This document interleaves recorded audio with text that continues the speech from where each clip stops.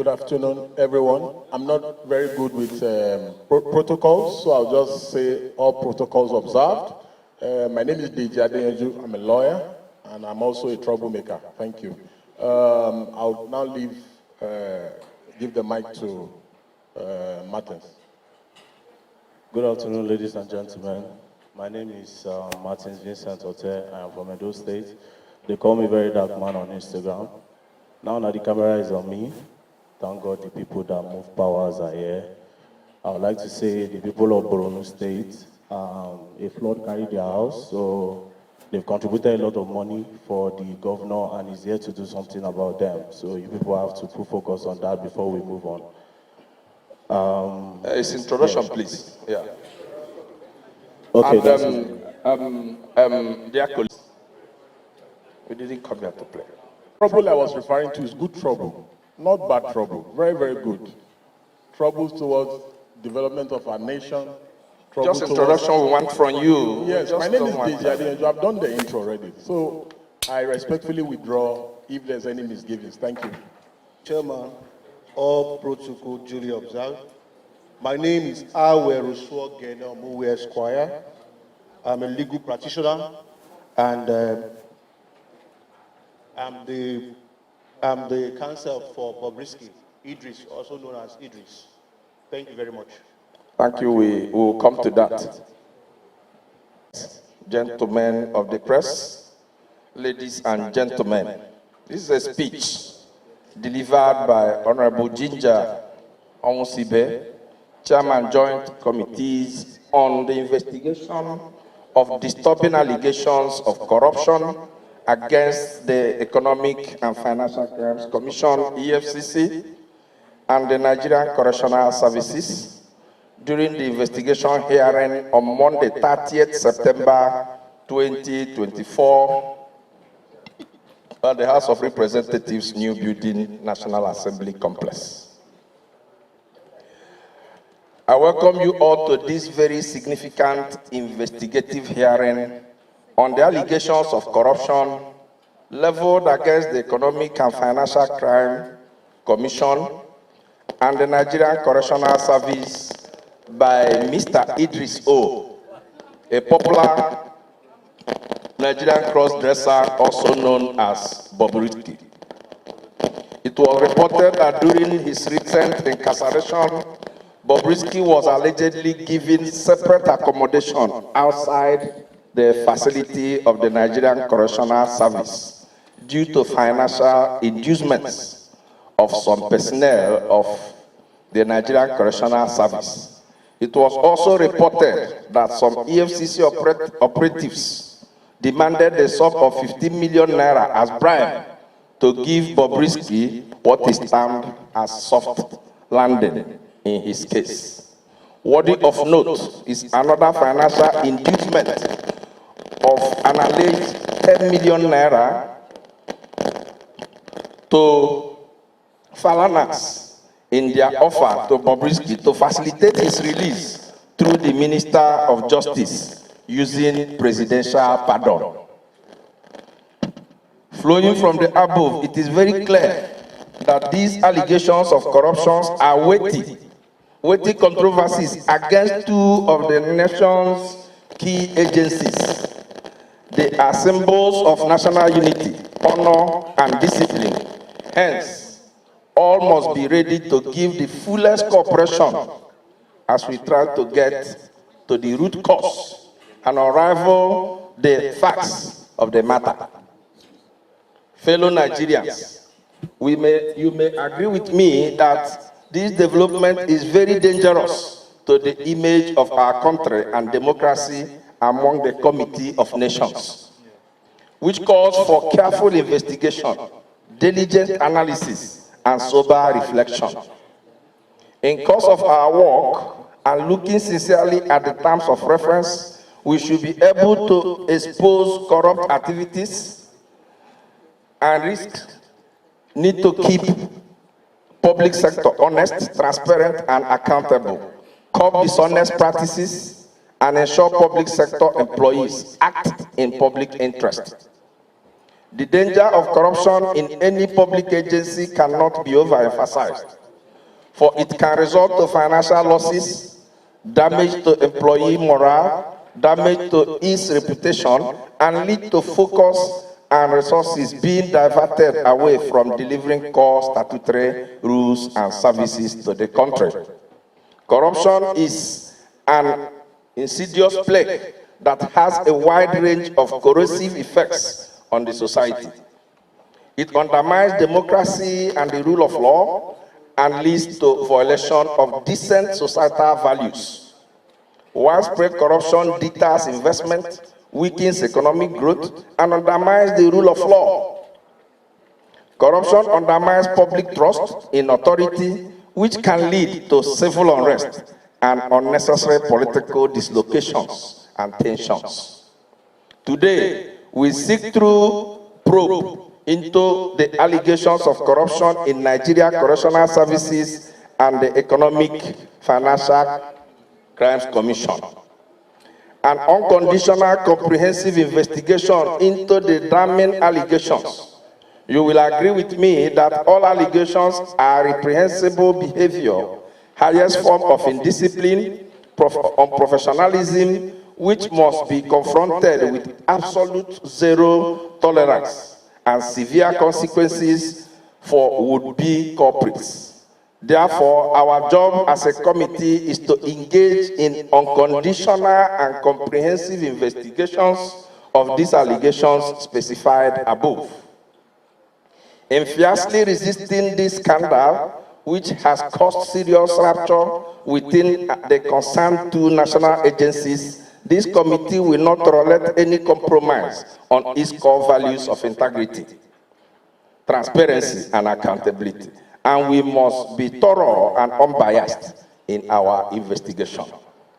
In the face of these brushing challenges, and I implore us all to pay adequate attention in uploading valuable guidelines, practical strategies, and vigorous perspectives to ultimately prescribe reasonable advice to relevant stakeholders and punishment as the deterrence to others in future. At this point, I want to deeply appreciate the confidence reposed on the committee and to state without missing words that the 10th House of Representatives under the able leadership of Right Honorable Abbas Tajuddin is committed to the best global practices in delivering democratic dividends to Nigerian people. Hence, the prompt emergence of this special investigative exercise. Before I conclude, I want to call our attention to the fact that we must limit ourselves to the subject matter for which we are here today. We don't want anybody to deviate from the reasons why we are here today. And the reasons why we are here today is very clear. And I have mentioned three of them. One is that the Economic and Financial Crimes Commission was accused of demanding and receiving bribes in the sum of 15 million to remove 2 counts of money laundering contained in the original 6-count charge against Mr. Idris from the Federal High Court. Secondly, that the correctional facility collected the sum of 15 million from Mr. Idris to place him in VIP accommodation, being an apartment outside the correctional facility for the duration of his prison term.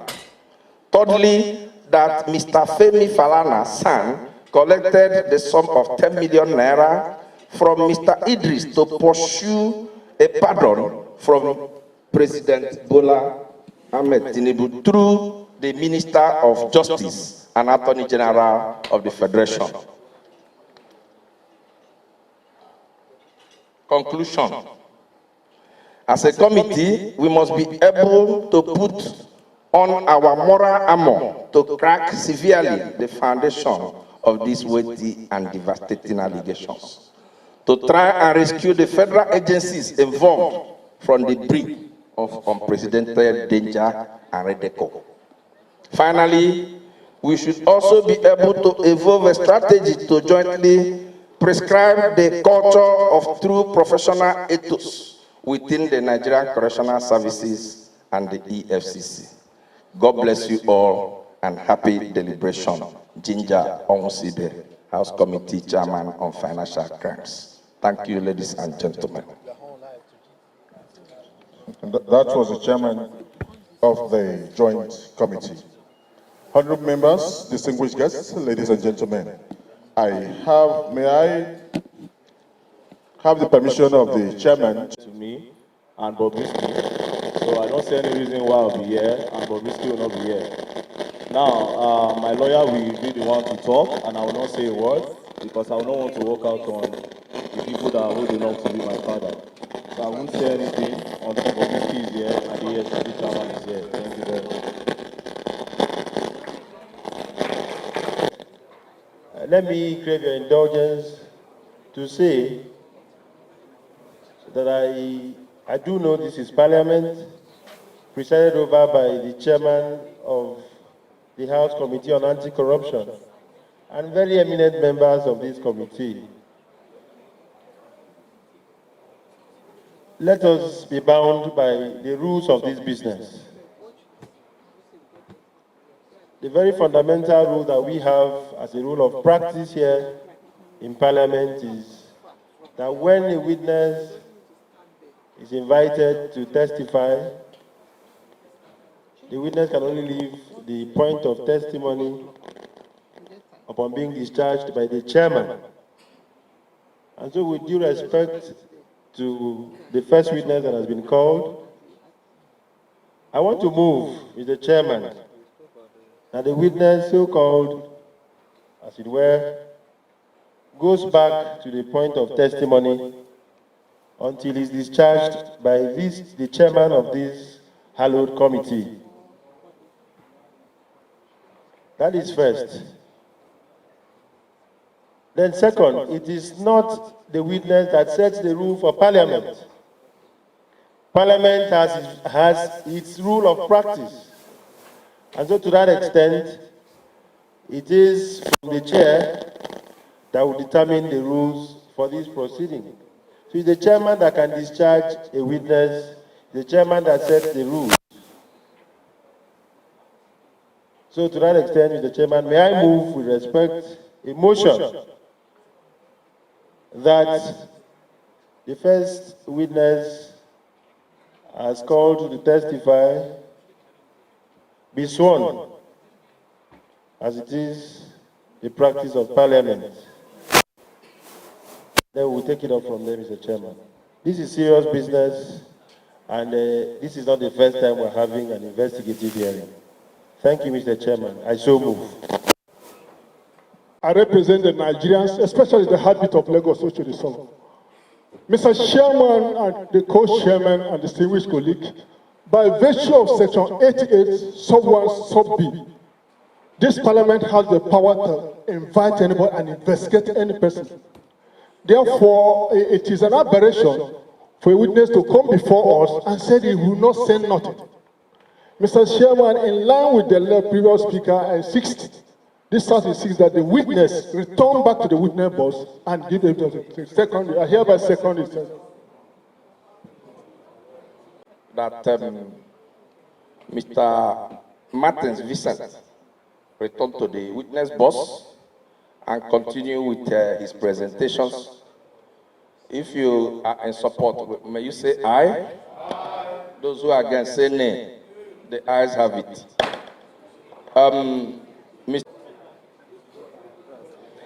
Mr. Vincent, let me address you. You are you don't have much to say here. All you need to do is to adopt the video you posted. That is just that. Just say it's you that posted that video and your source. We have the video already. Just say this video, you posted it and this is the source. It's just the video. That is the only business you have here. Then we can ask you questions.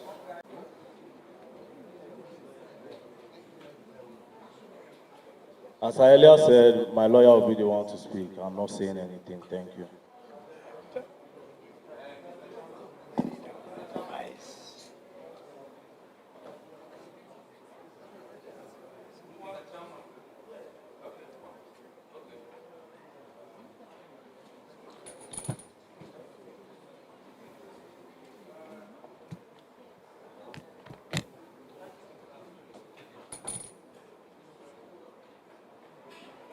Thank you, Mr. Chairman, for yielding the floor to me. Mr. Chairman, I do not think that taking this investigative hearing seriously. I think we need to move to the next level and get him compelled. He was the one that was invited. So if he came here with his lawyer, that is his own private business. He must talk to us because Parliament has invited him. And I don't think we should accept this from him at all. Thank you, Mr. Chairman. Mr. Chairman, permit me to say this. I think you are taking this thing so simple, and that is why one of our guests is doing what he's doing. This is Parliament. We are not acting outside the Constitution that empowers us as a Parliament. It is bound on him, as you have called him to that witness box, to speak to us. Even adopting whatever he has been submitted, it also has to come from what he has said before adopting it. And also I want to add, for those who are yet to get there, it is your submission here that is final. What you say is final. And that should be abided by. If that is not taken, you can invoke the law of the House. Thank you so much. Maybe he may want to talk to us because this is a parliament. We have our rules here. You made these weighty allegations. You are supposed to lead this process. And I know that you thought well before you came public to make these allegations. So what I am saying is that you are still there on the witness box, and we expect you to address us. It is not your duty whether Bobrisky came here or not. That one concerns us. We also have our constitutional powers to subpoena him to come here. We have those powers. So you are not expected to dictate to us what we should do. So we expect you to talk to us, but where you refuse, we can invoke the constitutional powers we have here. Thank you. Thank you, Mr. Chairman. If the proceedings and also assist parties before this committee. I have a background as a lawyer. I've practiced for over 14 years, and I hold a doctorate degree in law. I also know that even in regular court sessions, the absence of the accused person's counsel or accused person himself does not stop the prosecution from continuing the course of his business. And Parliament had issued 3 notices to parties, and parties are before us. Whoever is not before us, it is the business of Parliament to decide what to do, whether to issue a bench warrant from here or whatever it is. That is the business of the committee. In fact, the chairman of the committee, who presides over this session. And so I want to state here clearly, for avoidance of doubt, that in the event that the gentleman who is here as a witness refuses to respect the fully constituted committee of the House, sitting in its place as under the mandate of the National Assembly, pursuant to the relevant provisions of the Constitution, part of Parliament, according to the justice of this case. Thank you, Mr. Chairman. To invite senior government officials that have come here. Members of the House of Reps are gathered here based on the allegations that were made. So I think it's important to emphasize that the witness needs to speak to these allegations that were on social media to speak and let us understand how and why these allegations were made. You need to speak as a witness, as I've been invited. Otherwise, this House will exercise its powers as members have said. Senior government officials are here. The Correctional Service, the Economic and Financial Crimes Commission, they are all here. So it's important that you speak to these allegations that you made, please. All right. Can I? Kelechi Nwoko. Why we stepping here today? The gentleman there has already been administered oath here, and we are elected by the people. We are not just here by our own. Our people mandated us to be here. And the House has directed that we must carry on with this investigation. We have investigated a lot of agencies, not just individuals. Where an institution like EFCC, prisons, have been mentioned, you can't sweep it under the carpet. It's like giving goat yam to look after, and the next thing somebody is telling you a story. So you are there already to testify. I will advise you, go ahead, give your testimony. Nobody should mislead you. People voted for us to be here. The powers of this House cannot be taken for granted, and we will not allow it. You will step in here and tell 360 members of the House of Representatives that you're not going to say anything. If we do that, we've not set good principle for the Parliament. So I want to beg you, the power behoves on us to protect the citizens and institutions, which you're also one of them, and these institutions are here. So I will plead to you to go ahead. Nobody should deceive you. And I want to plead with your lawyer. You see, we invited him, not you. You've been raising your hand. We are in charge here. Here, we are in charge. And I just want you to know that. So you should allow your client, for here, we invited him here. Allow your client to testify. This is not, if you feel whatever we've done here, you are not okay with it. You have other routes to also express your, you have routes to appeal. So I hereby second the motion moved by my colleague that the man should go ahead. Thank you. All right, dear colleagues, if he needs the help of his lawyer to talk, let us allow you to say what you want to say. Let's hear you. Give him the microphone. Sorry, sirs. Let him talk.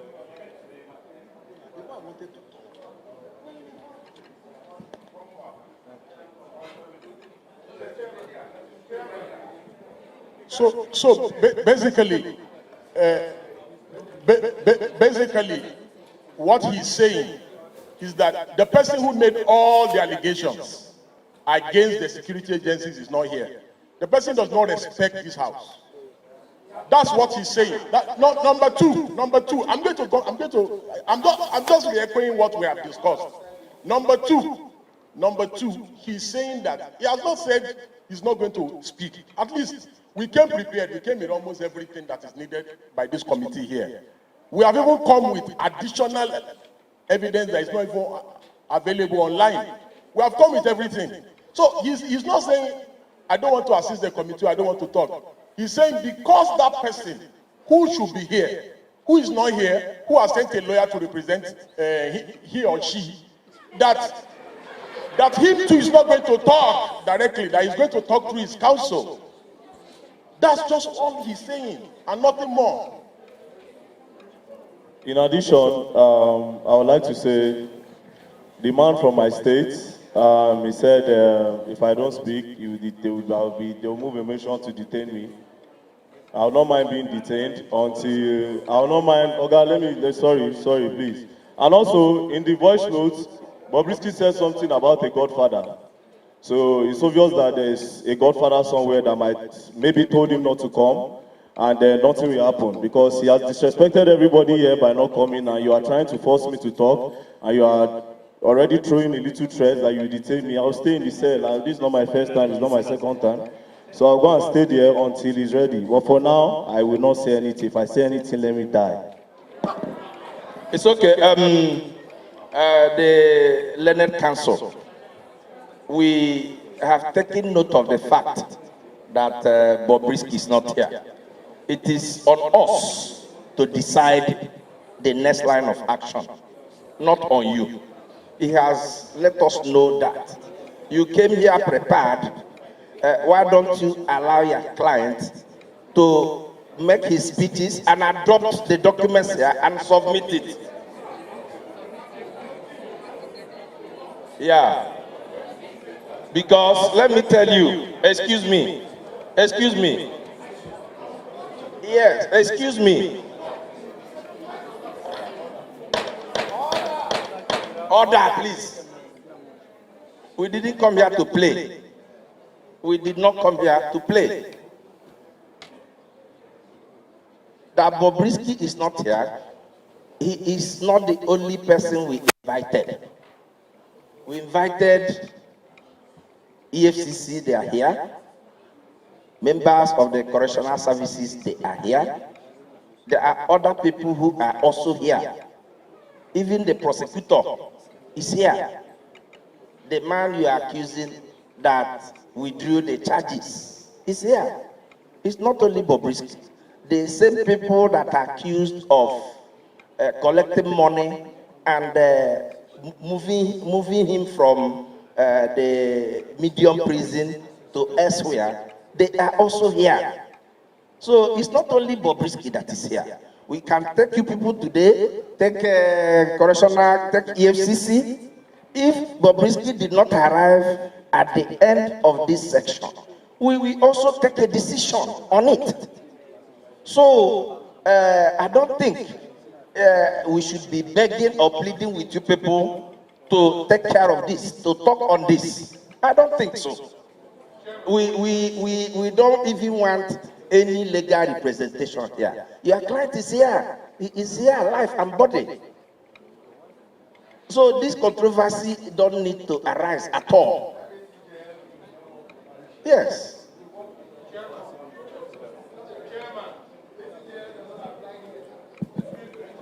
Mr. Chairman, honorable colleagues. Mr. Chairman, honorable colleagues. There's a saying where we come from that a clear conscience will ultimately fear no accusation. I see no reason why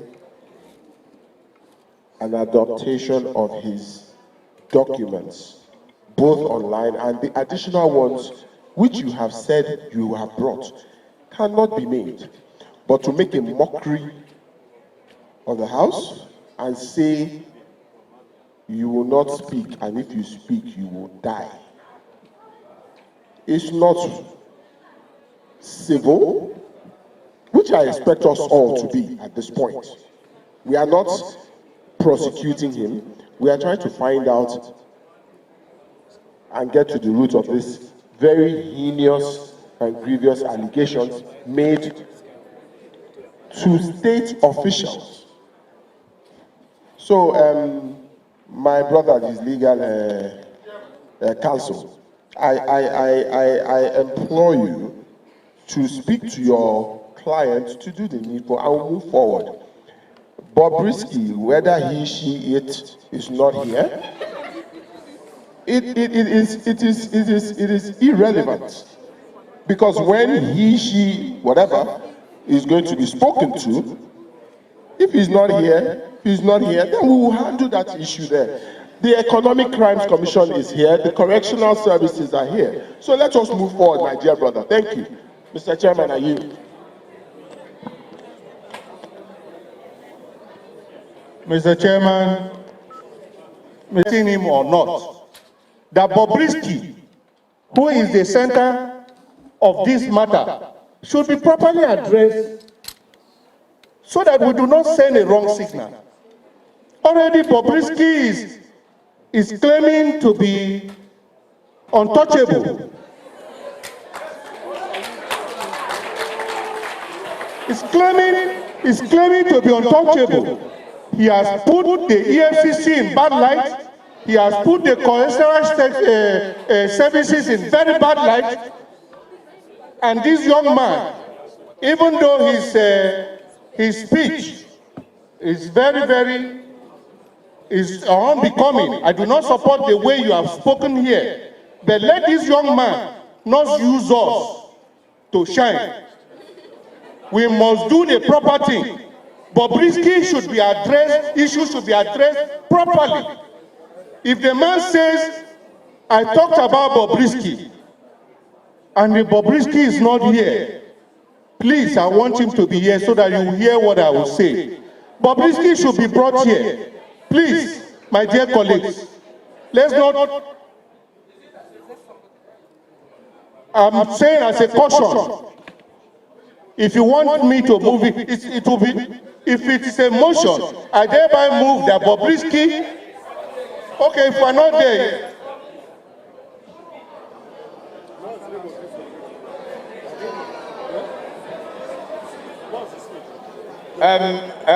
we are not honorable.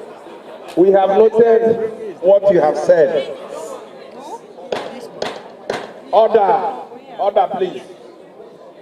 Order, please. We have noted what you have said. Nobody amongst us here is saying that because Bobrisky did not come here today, that he or she will not come here. What we are saying is that we are not there yet. We have our order here. When it gets to him and he is not here, we will also deal with that. So that is what we are saying. So, council, yes, can you confer with him so that he can make presentation and tender whatever you have to us?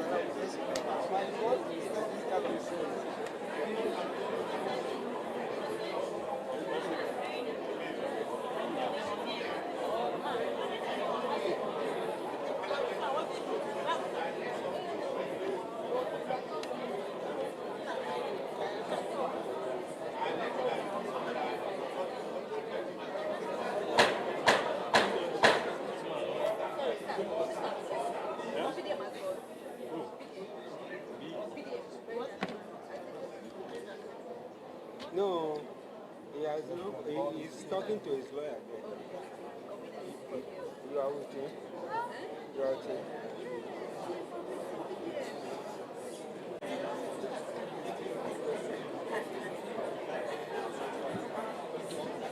Council, are you okay now? Yes, so can we proceed? Order, please. Can we proceed?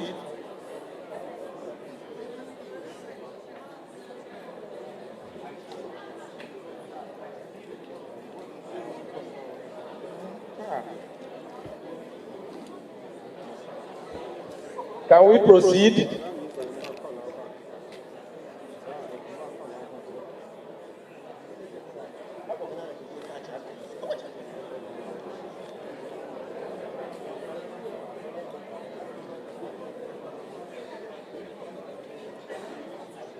All right.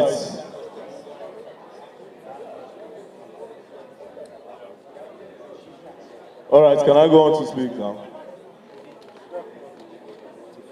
So, initially I say if I speak, let me die, I will not die again. So, I will just go on to... Now, in the video I posted online, I explained everything. For the people that saw the video, it was well detailed and well explained.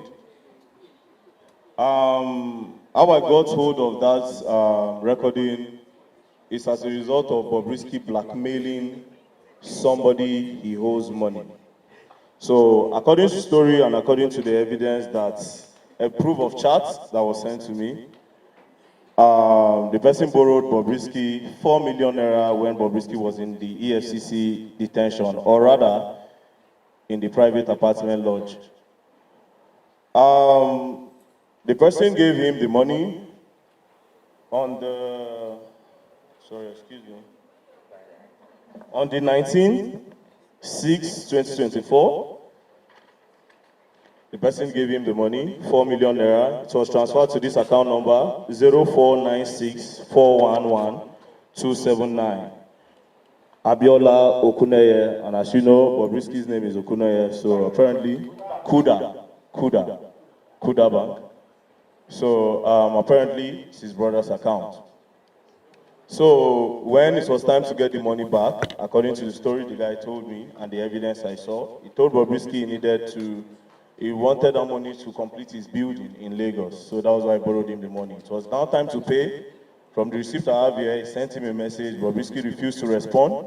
Sent him another one after like few days. Bobrisky also refused to respond. When Bobrisky eventually responded, Bobrisky said, I'm going to give you the money in, I think, September.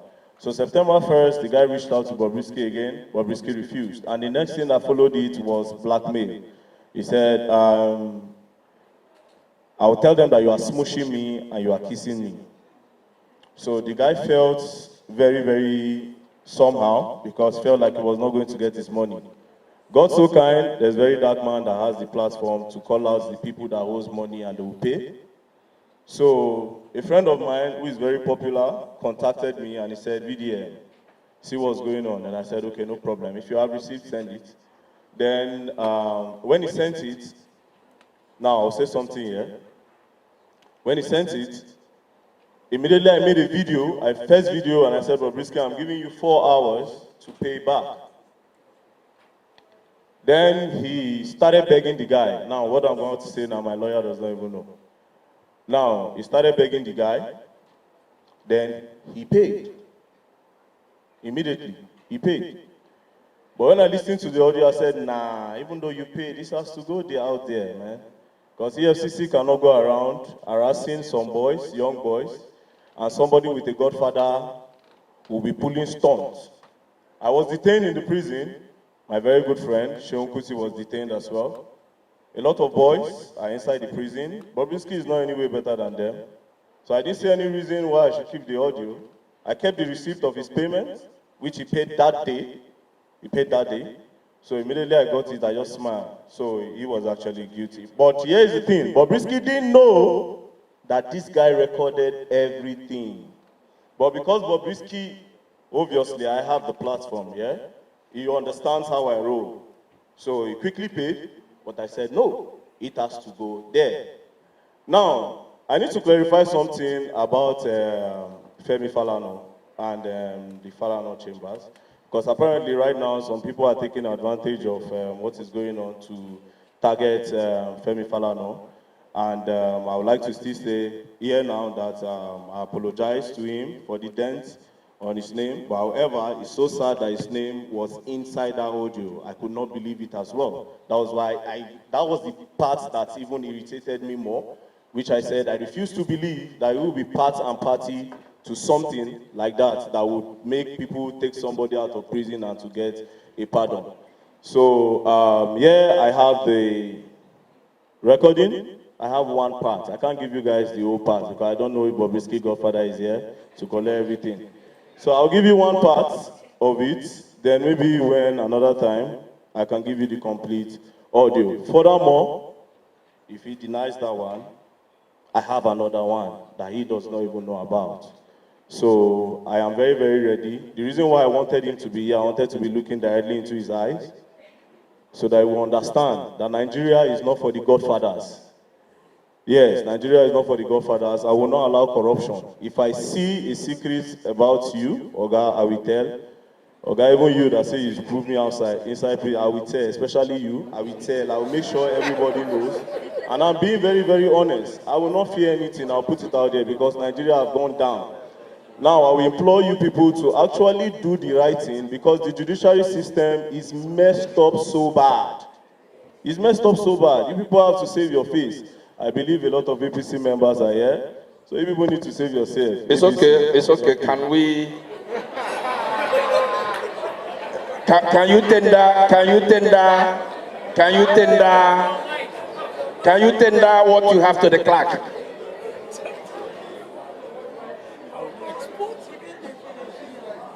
Hello?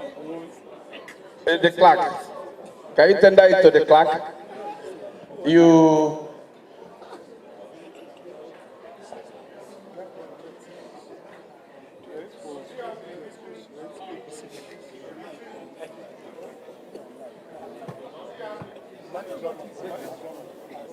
All right, so I'll state the things I'll be giving. Okay. So I'm giving him the flash that contains the first audio recording of about 5 minutes, 36 seconds. And then I'm giving him the first receipt for transaction the guy made to Bobrisky. Also, some part of the charts, and then the return of the money, which was on Tuesday, September 24th, on Tuesday, just 6 days ago, I think. Then the charts acknowledging when he was disturbing the guy that he wants to refund immediately after he saw my video. And then, yes, the charts. And the charts where he blackmailed the guy. There's a particular place where he blackmailed the guy. The charts also asking for the money. As a reminder, we even like to read one part for September 4th. He said, "Dear Bobrisky, this is a reminder for the return of the loan amount of 4 million naira as agreed. The due date for the return is September 1st. Mind you, this September 1st, it was Bobrisky that gave him the date. Then he said, kindly use the attachment account details to send the refund. Then he sent his account number. So because he didn't get it, he came to me. So I'll read the part of the blackmail that made him. Yes, I would like to verify that the guy said he's not gay. I don't know, I don't live with him, but he has kids. So he said he's not gay. Okay, so this part, after requesting, sorry.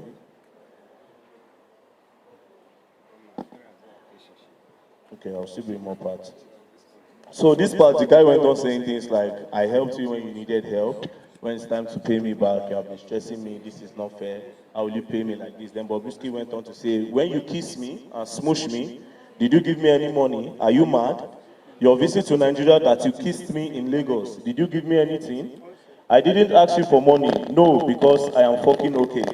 If not EFCC, you think I'm going to ask you for money? Does that mean it's because of EFCC is asking for the money? So if not EFCC, do you think I'm going to ask you for money? You are typing all this message to someone, help you post flyers without collecting anything from you. Wow. Go ahead and call me out. I will respond to you on IG. You know I am shameless and I don't care. You will get your money, I have your account. I don't want to look like someone that is ungrateful. But threatening me that you give me 24 hours is the height of it. I am waiting for you to post or call me out. So apparently the guy told him he was going to tell me. So these are the evidence I'm going to present for now. Additionally, after this, there's a second one and there's a third one, of course. Okay. And I'll give everything. Thank you. Dear colleagues, do you have any? Okay. Well, I will just need. He has received it. The clerk has received it. They have done that. Let's take. He has received the clerk. Okay, good.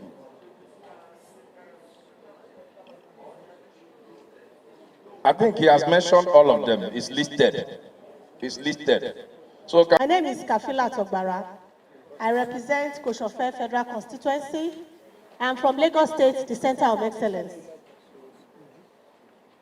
Honestly, I can't believe I'm sitting in this house because of, as an individual, I'm speaking as an individual now, because of a Bobrisky or a very dark man. Because this house has very, very important things to do. In fact, a lot of us have like 3-4 meetings holding somewhere else that we're supposed to be attending. But we are here because of our institutions that have been mentioned in the matter. And then we have somebody come here that say that he will die if he has to speak. And you have finally spoken. Hello! You have finally spoken. And we are happy that you have spoken. Before now, we are supposed to have had all the necessary documents, even before we came here.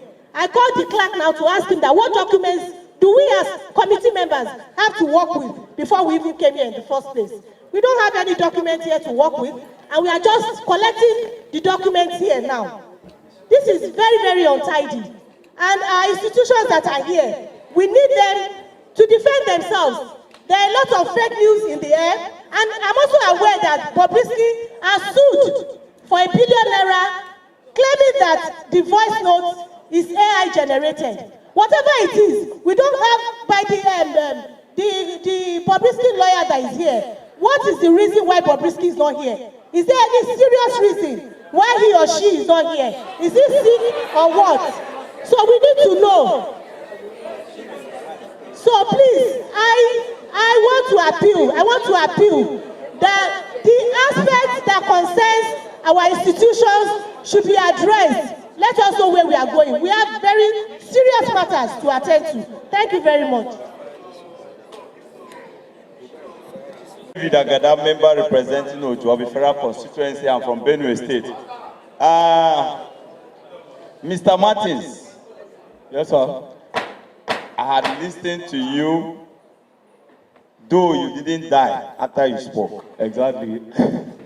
And I pray you will not die. Amen. And such negative things will not come out from your mouth again. Amen. While you were speaking, I was listening keenly. I was trying to ask myself, where is that evidence that is really connecting the security agencies or this institution? Because from your narration, I discovered that it's just a mention of, oh, this said this and that said this. Though at the final stage, you said that you have second phase, third phase, probably fourth phase document to submit. I really want you to establish for us the connection that brought about this corruption that was highly mentioned, especially at the EFCC and that of the Correctional Center. That is where the bulk question is. And also, as I said here, let me tell you, if some of these things is not clarified, they might think also that they have bribed us to the lawmakers. And this will not be taken lightly, because for some of us that are seated here, we are here to defend our country and this honorable institution.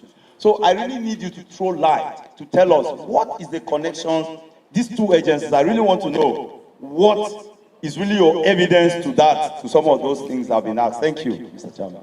All right, this is the main reason why I said Bobrisky should be here. I think now you understand why. This question is supposed to be for Bobrisky. He was the one that used his own mouth. He has the experience. He went to the prison. He was the one that moved. He was the one that said they took him to a special prison. It is not me. You can ask me that. I'm sorry, sir. So the evidence, you can get it. I'll break it down. The account number he used when he was in detention, because according to him, he said it here, if not for EFCC, meaning his own main account was maybe frozen. So he used his brother's account. So the account should be investigated. All the money that went in and went out of it should be investigated to actually get the evidence that you need. Also, why this is actually believable for me, there was money laundering charges, everybody knows. From nowhere, no more money laundering charges. There was. From nowhere, it disappeared. Why? That made sense to me. That was why I said, okay, this is what it is. So thank you very much, sir. Dear colleagues, we will listening to members of the Nigerian Correctional Services. When we must have listened to all these people, this thing will start making sense to you people. His own is clear.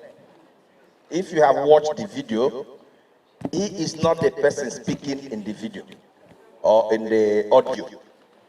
So it's the allegations we had in the audio. That is what we are investigating. He has tendered it, if I'm correct. He has tendered it and we have accepted it.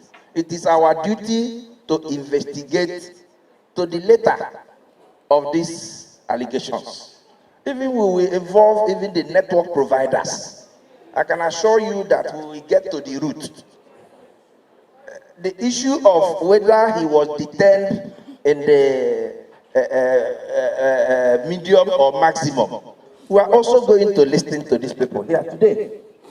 So let us not rush some of these things. If we have any other person who wants to ask questions to him, so that let him take his questions, we can bring the next people to this place. And so that we don't misunderstand ourselves outside the precincts of Parliament. The essence, I moved the motion first and foremost. My name is Dr. Patrick Umo. I moved that motion for this investigation to be carried out. Now, the investigative hearing is premised on the fact that there are two principal institutions created by acts of Parliament. The first is the Economic and Financial Crimes Commission, and the second is the Nigerian Correctional Service. And as an institution of Parliament, we have a duty to protect the image of our country. And it is just not enough. It is not just enough for us to fold our arms and watch either the veracity of what is said or the propaganda against our institutions. And so it is this kind of investigative hearing that will expose the veracity, the correctness or otherwise of what is on ground. As a parliament, we are not here because of Bobrisky or VeryDarkMan. We are here because two principal institutions of the Federal Republic of Nigeria are affected, and that is the EFCC and the Correctional Service. And again, this is not to prejudice whatever investigations we are going to do. This is also to send a signal to the media community, because we are in very rough times, that mere statements made against institutions such as the EFCC or the Nigerian Correctional Service can bring down the country. Whatever this means, this is the point to go with. If we allow mere propaganda to thrive without having this kind of investigative hearing, then we're in trouble in our country.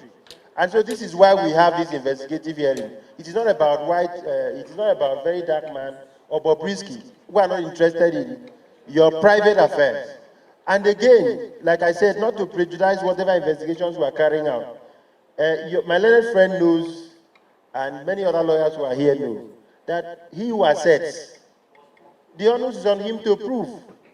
So that is the weight of the evidence. If when you assert, you must prove, because you are the one who has brought this to the fore. That's one. And then two, my learned friend also knows that a prosecution in regular court cases can amend charges, can drop charges. In fact, that is why it is in law allowed for even the Attorney General to enter an early prosecution. So that's the law. So we are not there yet, but that's why I said I don't want to say this to prejudice anything. But then be that as it may, gentlemen, please, I am protected by the chairman. Be that as it may, you have evidence to tender. You should have the confidence of Parliament. Most of us who are here, listen, most of us who are here because we are representing the conscience, the collective conscience of Nigerians. And for most of us to spend time to sit down and participate in this hearing, we are interested in this country. Now, when you tender documents in part, you are not helping this investigation. But if you tender your documents properly and in full, we would mark them accordingly, and then take the other parties or the other witnesses we will call accordingly, and it will help us in our investigation. If you tender in part, your lawyer knows you are not helping this investigation. And then you have no discretion as far as tendering of documents is concerned. Counsel, please, I'm talking. You don't confuse it. You don't have discretion whatsoever before Parliament to pick and choose what documents to tender. We will foreclose you if you cannot tender all your documents and move to call the next witness. Thank you very much. All right, sir, you see the reason why I refused to tender everything I had. You heard what the woman said. Bobrisky have said that it is AI. They have sold you 1 billion and all that. You understand? They're already calling it AI. Now, the good part I have proves that it's not AI. You see the point? I know why I did that. You understand? Because if she is concluding, like she was sounding as if she's Bobrisky's lawyer, saying Bobrisky have said it's AI, he sued you 1 billion. Do you understand? So this is why I would not tender it.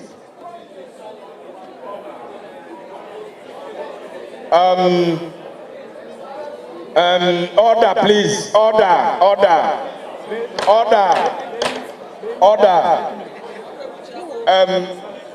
Dear colleagues, I think, okay, let us take the last speaker on this so that we can go to the next thing.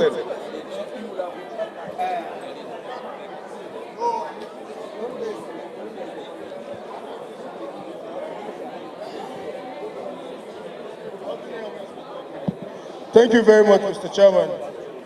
My name is Kabir Tukura, and I represent Suru, Fakai, Donko, Sagu, and Sakaba Federal Constituency institutions. I would want to call on VeryDarkMan. VeryDarkMan, you must respect this House.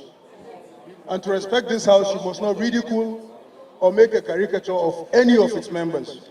And I want you to withdraw the statement on addressing Honorable Kafilat Ogbara, how she speaks and all of that. It is very disrespectful, and that is not good. And you should withdraw that statement. That on the side. Mr. Chairman, a lot of speakers have spoken, and that this investigation is not about VeryDarkMan or Bobrisky. That's true. In as much as you cannot take them out of it because they are the principal actors.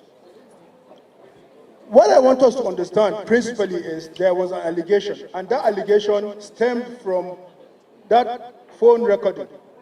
So whatever we do here, if we don't listen to that recording, I think we are leaving the crux of the matter. So I urge us to allow the media to play that recording for us to listen to, and then from there we take on what we need to do. I so move, Mr. Chairman.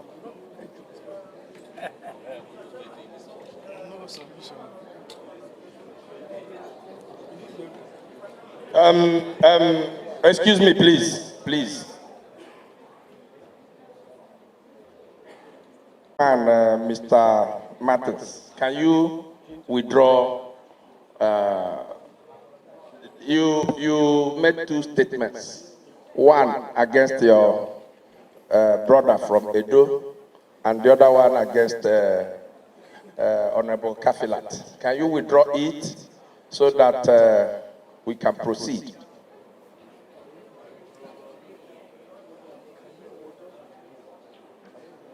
Can you put on your microphone? Can you put on your microphone?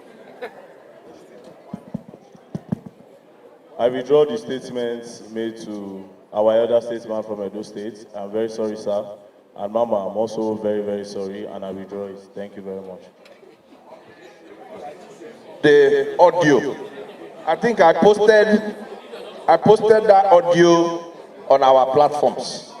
And I posted that audio day before yesterday to allow members to listen to it, so that I don't think there is a different audio he has. And he has submitted it. Hello? A different audio, but there is more to the audio. So I gave you what I actually brought here. I'm not sure if I brought the complete one, but what I have here is what you have heard. It's actually an over 11 minutes audio, where I broke it down and posted the half, and then there's another one. So, but yes, but it portrays the same thing, but at least it's a better proof. It's wait here. It's wait here. Okay, can we allow him to go and sit down? Please go and sit down.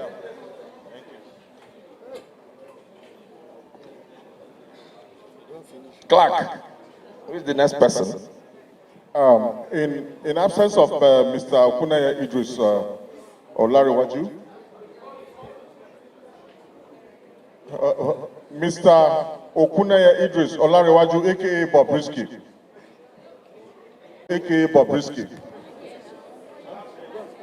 Mr. Okunaya Idris Olarewaju, aka Bobrisky.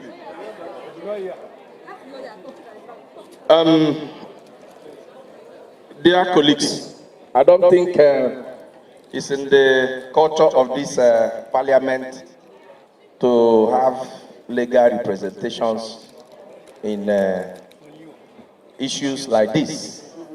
So we are not going to accept legal representation. Like I said before, when we get to every stage, we address it. This is the time now for us to address the issue of the absence of Mr. Idris. Yeah. Is it?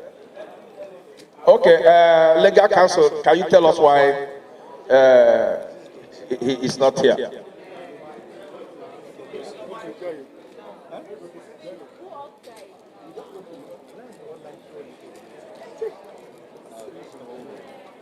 Thank you. Mr. Chairman, sir, I want to apologize for the absence of my client. But I also want to state something on record. The institution of this panel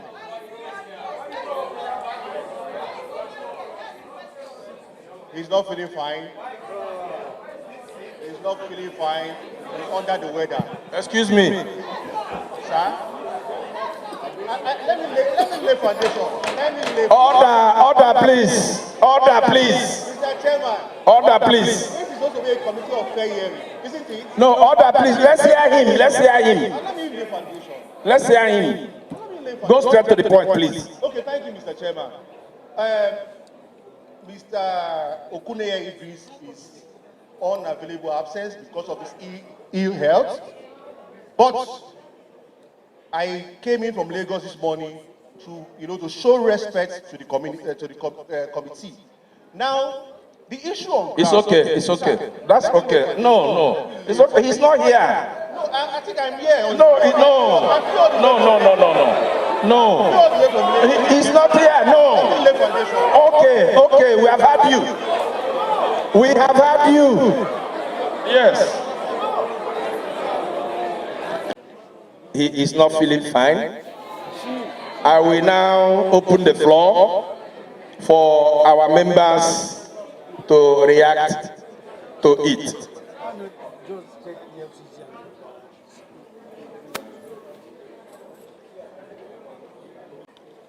And I represent the good people of Okwa East and West Federal Constituency in Abia State. Mr. Chairman, the attorney that has come to represent Bobrisky has just told us that he is not here because he's indisposed, correct? He said he's not feeling well, not so.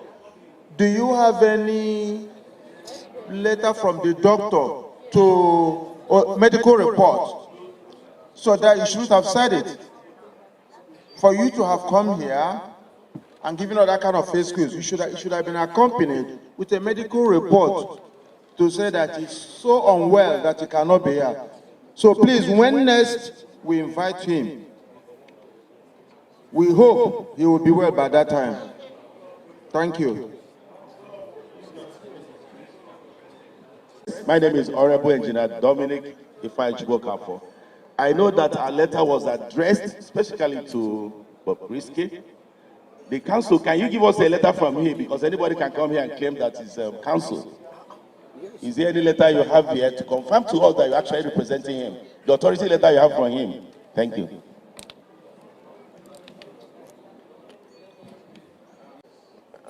Carried. We are going to invite Mr. Okuneye Idris in our next hearing. The next person, clerk.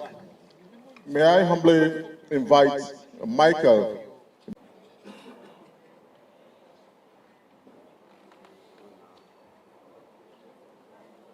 Mr. Chairman.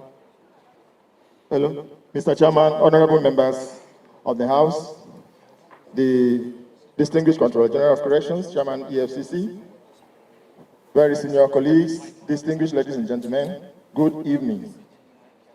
My name is Michael Benson Anogwa, Deputy Controller of Corrections and the officer in charge, Medium Security Custodial Facility in Kirikiri, Lagos. I stand here to defend that Idris Okuneye Olanrewaju was interred into the Nigerian Correctional Facility Medium Security Custodial Center in Lagos on the 12th of April with a valid warrant and a transfer order from Ikoyi Medium Security Custodial Facility. The warrant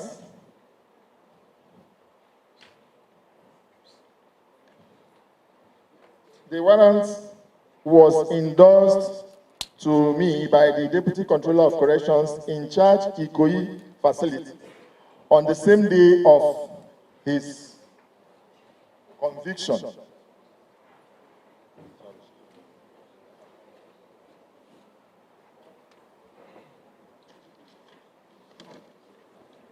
This is the warrant, and I believe strongly is attached to the documents that we have submitted to the committee.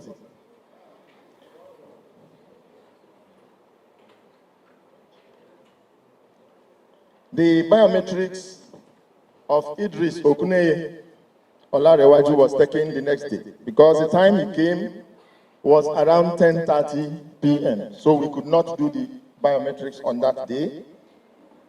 So we did the biometrics on the 13th of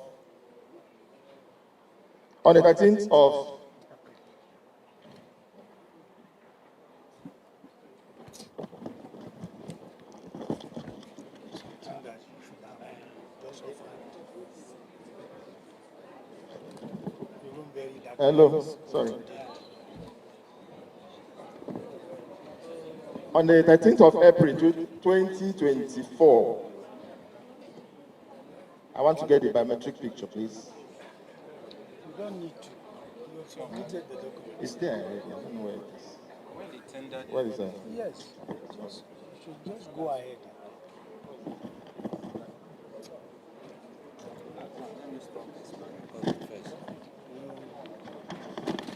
Something that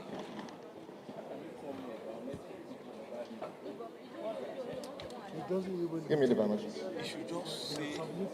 This is the biometrics picture of capturing of Idris Okuneye Olanrewaju on admission on the 13th of April 2024 at Medium Security Custodial Center in Lagos.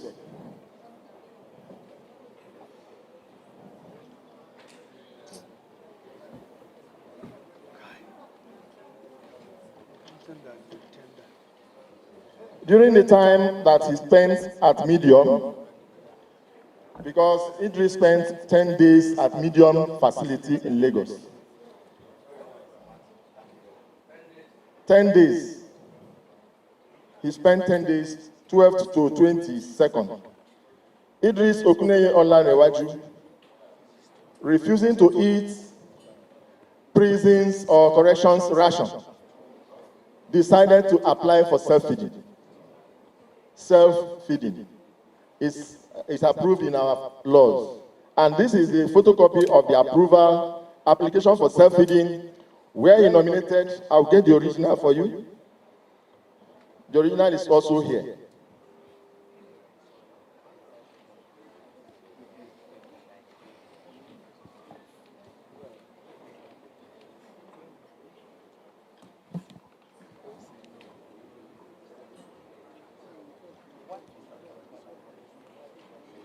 so you can order food from the best restaurant. So the application for self-feeding was approved.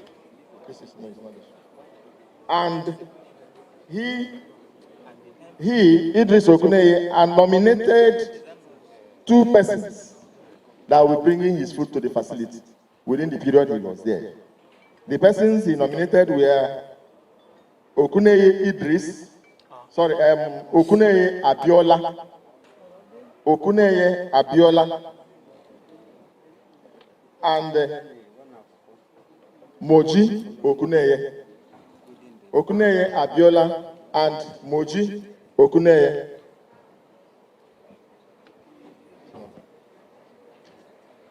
Then his health screening was done.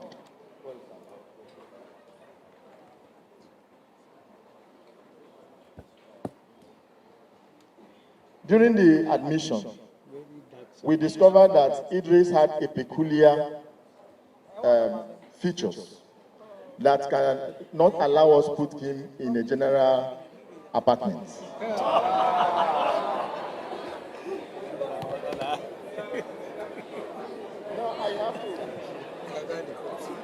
What are the peculiar features?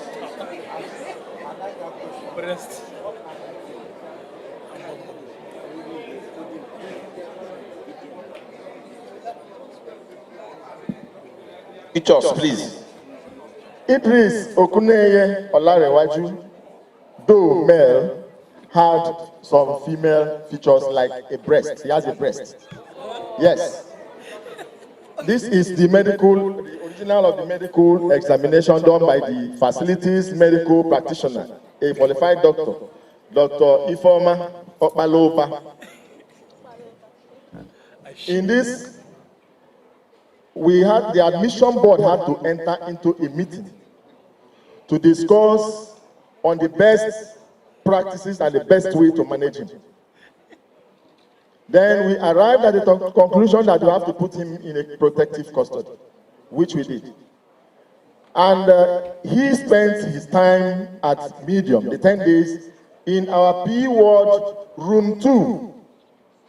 P ward room 2 of the facility. And alone in that particular room.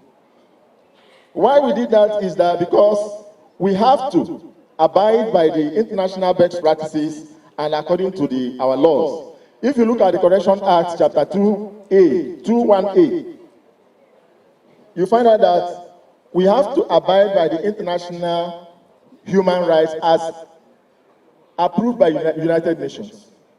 And because of the United Nations Act, that Chapter 21A of the Corrections Act, and also Chapter 13 of the Corrections Act, 1A, I to V. 1A, I to V. Is section 13,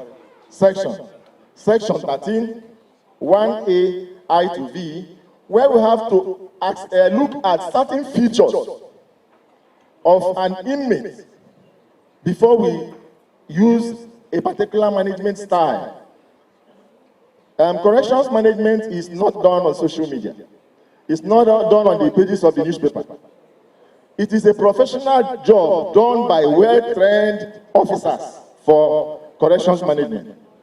And everybody, notwithstanding that our laws maybe have not actually recognized the issue of someone being a transgender, but we have to protect him. His rights are sacrosanct. His rights is important for us to protect. And that is why we don't have to, if we throw him into a general cell, before the next morning they bring out a dead body. Because there are a lot of people there who are convicted and are standing trial for rape and even sodomy. So we cannot allow that. If we had allowed that to happen, the same public that are clapping for VDM and Bobrisky today will begin to cast aspersions on the Nigerian Correctional Service for not managing Bobrisky well.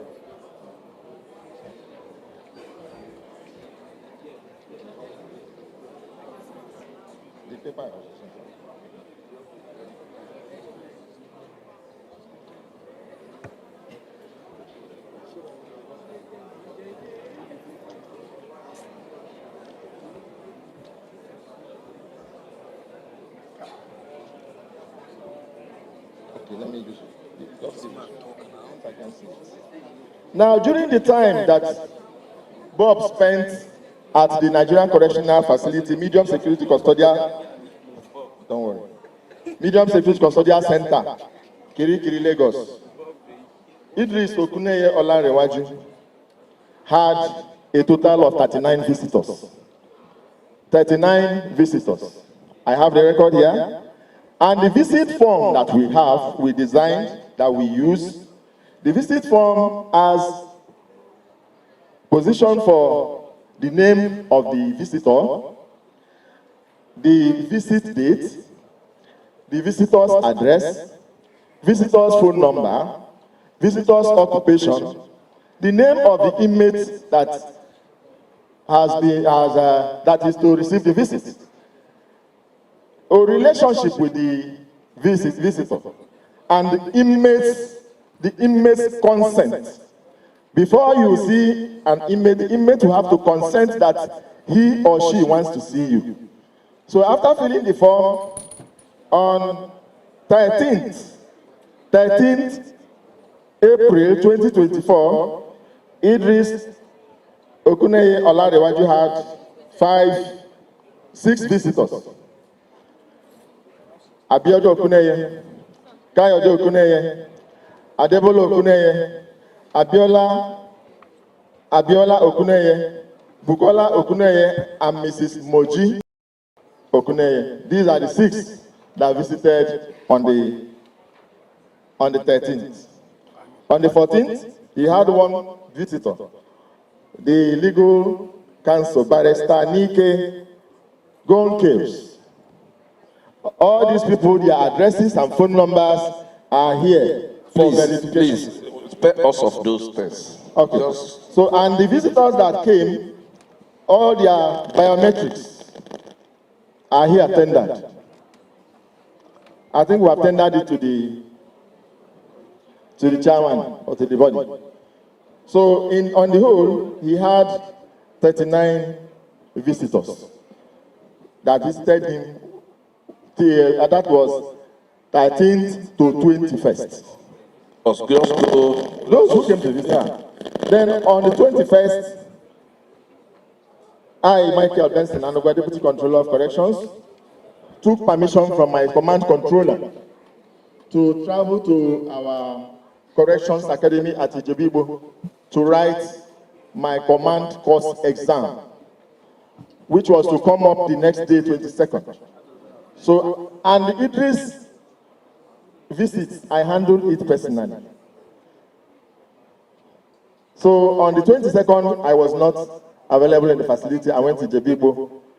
When my controller put a call across and told me that he is moving him to maximum on security, for security reasons. He's not supposed to tell me, he's the command controller, but he gave me that respect and called me to tell me that look at. I said, no problem, sir, go ahead. And he was moved to maximum on the 22nd of April 2022. So the account I gave is what happened at medium between 12th and the 21st of April 2022. Thank you, sir. We have, yes, we'll take it one by one, please. We have listened to him. I understand that what category of people do you keep at the medium security, and what category of offenses do you keep at maximum?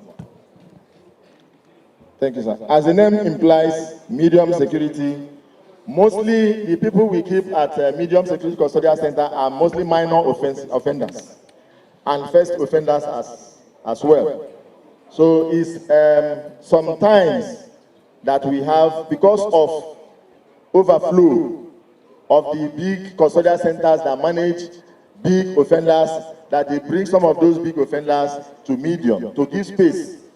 Was there an overflow? Because I want to know the reason why you should take somebody who just committed an offense of abuse of naira to maximum security, where you keep people who committed maximum capital offenses. Because I want to know, because it's at this point that we need to trace this allegation of the fact that he was kept outside the prison environment. Because I want to know why he was moved from the medium to the maximum. What is the reason? Okay, sir. The reason is, one, there was social media hype because Idris' friends and some family members donated chairs, 21 plastic chairs, to the visit area environment that doesn't have, they have inconvenient chairs. Chairs were not enough. So when they come to visit sometimes, when they come to visit us, they discover that there is lack of chairs. So they went and donated chairs and wrote the name of Idris Okuneye Olarewaju as the donor. Then the next minute it went viral on social media, sensing that this may cause security breach. The controller took action. Who moved him? Who moved him? I was not present, but let me say, I was not present, but let me tell you. Excuse me, are you trying to say that up till now, even when you came back, you don't know who moved him? No, I said my command controller. Order, please, order. They should, people need to understand our hierarchy. We have a hierarchy. Yeah. We have a controller general. That's what I'm saying. Who moved him? The state command controller is in charge of the whole of Lagos State. He can move into any facility. If he sees, is it the state controller that moved him? Yes, he's the state controller, sir. Good. I hope you have cameras around the premises, CCTV, around the premises of the prisons, the correctional facility. Sir, medium, no. You don't have cameras? In medium, we don't have. Excuse me. Do you have cameras in the maximum? In maximum, we have. In medium, we don't have. Can you tender cameras from when he came into the maximum and also when he left the maximum? I'm not the officer in charge maximum. No, the question is a general question because they are listening, because we want your leadership to give us a footage of the CCTV of when Bobrisky came into the maximum and when he left the maximum. Secondly, like we have tendered the visitors row book. Yes, sir.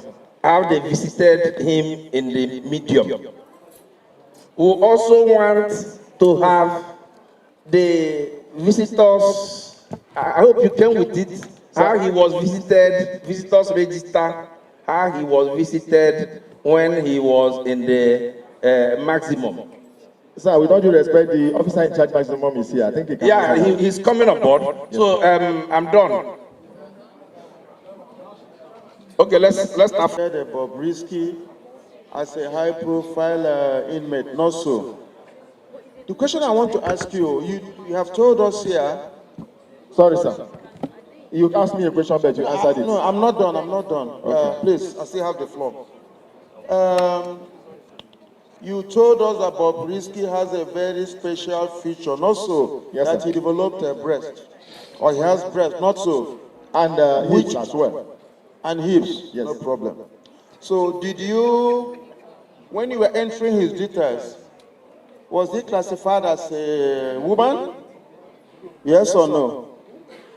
Sir, we don't have rights. No. Was he classified? Wait, hold on. We don't answer that. Was he classified? He's a male. He's a male. As male. So what was the business telling us that because he has breast, he has a nyash? Huh? that his case has to be treated in a different way. That's number 2 question. Number 3 question, let me finish, please. Number 3 question, he also did say, he did mention to us that they were bringing his food from outside, correct? He was not eating the prison food, not so. If you are in town, yes. This food was coming from us. Okay, is it allowed by law? Yes, sir. What if they had poisoned the food and he dies in your custody? No, sir. What would have happened? We have our rules. Okay, thank you very much. That's all I have for now. The controller had to intervene. The donation was made by my question is the donation was made. Sir, hold on, please. Is it yes or no? Is it the tradition that an inmate in custody can make donations while they are in custody? No. All right. So then going to my other question. If you look at pages, sir, do you have it? Okay, Mr. Chairman, I have requested for 2 documents. The first one is the paperwork the day he was admitted, and the second one is a discharge letter the day he was moved from that medium security, and you have an admittance letter when you took him to the maximum. I have all that. Okay, Mr. Chairman, I'm requesting for that as well. And officer, Sir. now, don't you think the donation of those chairs would have influenced the movement of Mr. Okuneye from medium to maximum? That was what influenced it, sir. No, don't you think that would have influenced? Because when we talk about corruption, yes, that an inmate donating to the correctional facility.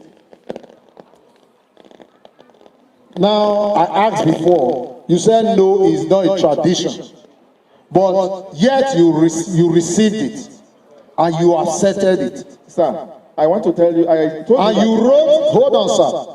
The chairs even came with his name imprinted on them, correct? I was not the one that received it, sir. I told you that I traveled. Sir, you are representing your institution. Yes, but I will tell you. Sir, are you representing your institution? You are old, sir. Be careful. I know. So if you are old, be careful what you say. You remember that I said I went for exam on the 21st. After 21st visit, it was there that I was told that these chairs came. And it cost. Sir, are you speaking on your personal capacity or you are speaking on behalf of your institution? I'm speaking in my personal capacity as the. So who is going to speak on behalf of your institution, sir? I hope you know why you are here. Sorry, sir. My controller is here. Okay. All right. So well, let me finish the questions, Mr. Chairman. I've requested for those documents and I wish they will be submitted. I want to yield back. Thank you very much.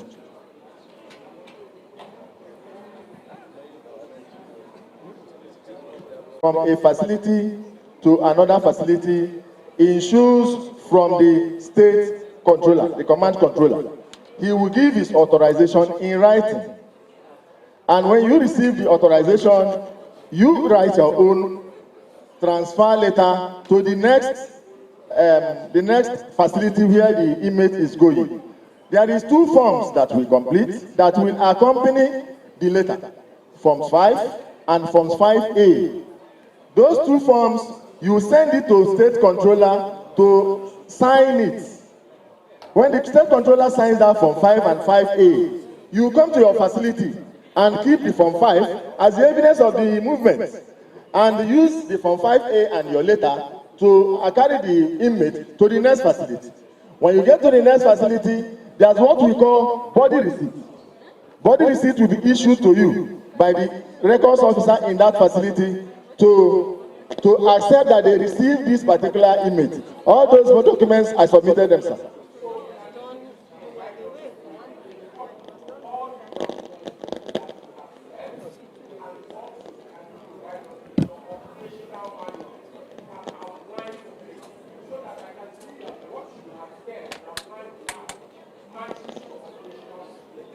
Thank you, sir.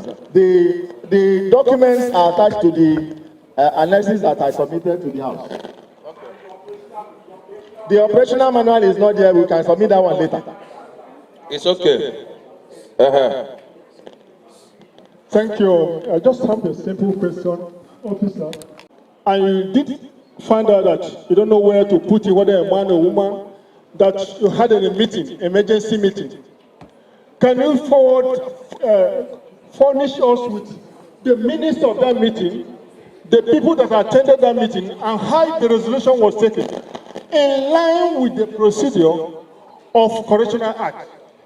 We want the minutes of that meeting, those that participated in that meeting, and the resolution that informed that decision. That is one. Secondly, you may mention that you move into B ward room 2. Yes, sir. What are the facilities in that B ward? B ward, sir. B? Thank you. Precious one. Can I answer the question, sir? Okay. The admission of inmates to a facility is done by a board. And that board is called admission board. The admission board is chaired by the officer in charge. The members of the admission board include the record officer, the in-charge welfare, the in-charge medical, and the caterer. Most other ad hoc members may be the in-charge industry or workshop, as the case may be. So during that period, we may not have a detailed minutes of meeting where we decided it has to be this. We have to talk to each other. I am the officer in charge of the facility and still remain the officer in charge. So I won't be there. Like the Igbo say that elders should not be at home and the goat will give birth while it's tied on a rope. I will not be there because I want to please the public. I break the law of the land. During admission, there's what we call classification of inmates.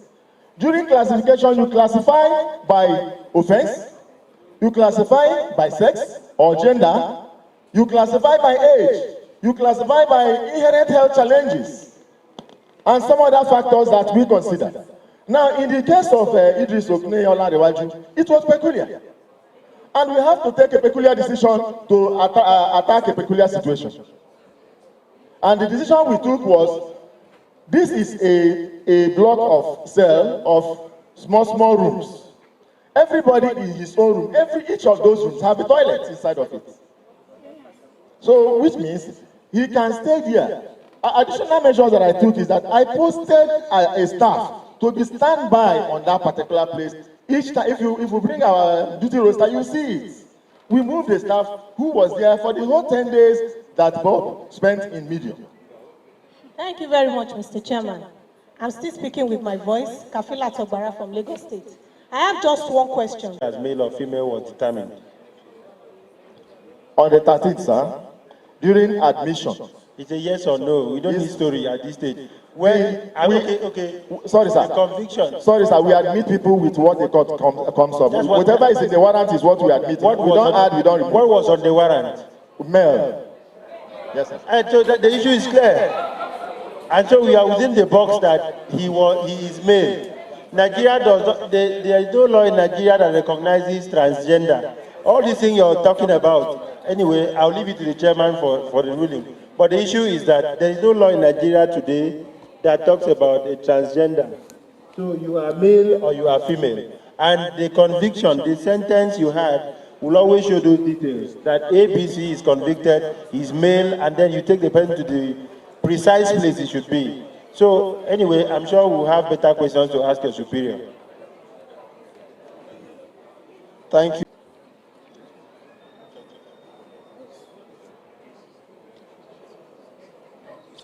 Mr. Chairman, I'm yielding him the microphone, sir. Thank you. Mr. Chairman, the co-chairman, honorable members, Controller General of Correction, Chairman EFCC, very senior officers, distinguished ladies and gentlemen. My name is Ben Rabbi Friedman, Assistant Controller General of Corrections, in charge of Zone A. Zone A covers Lagos State and Ogun State. I was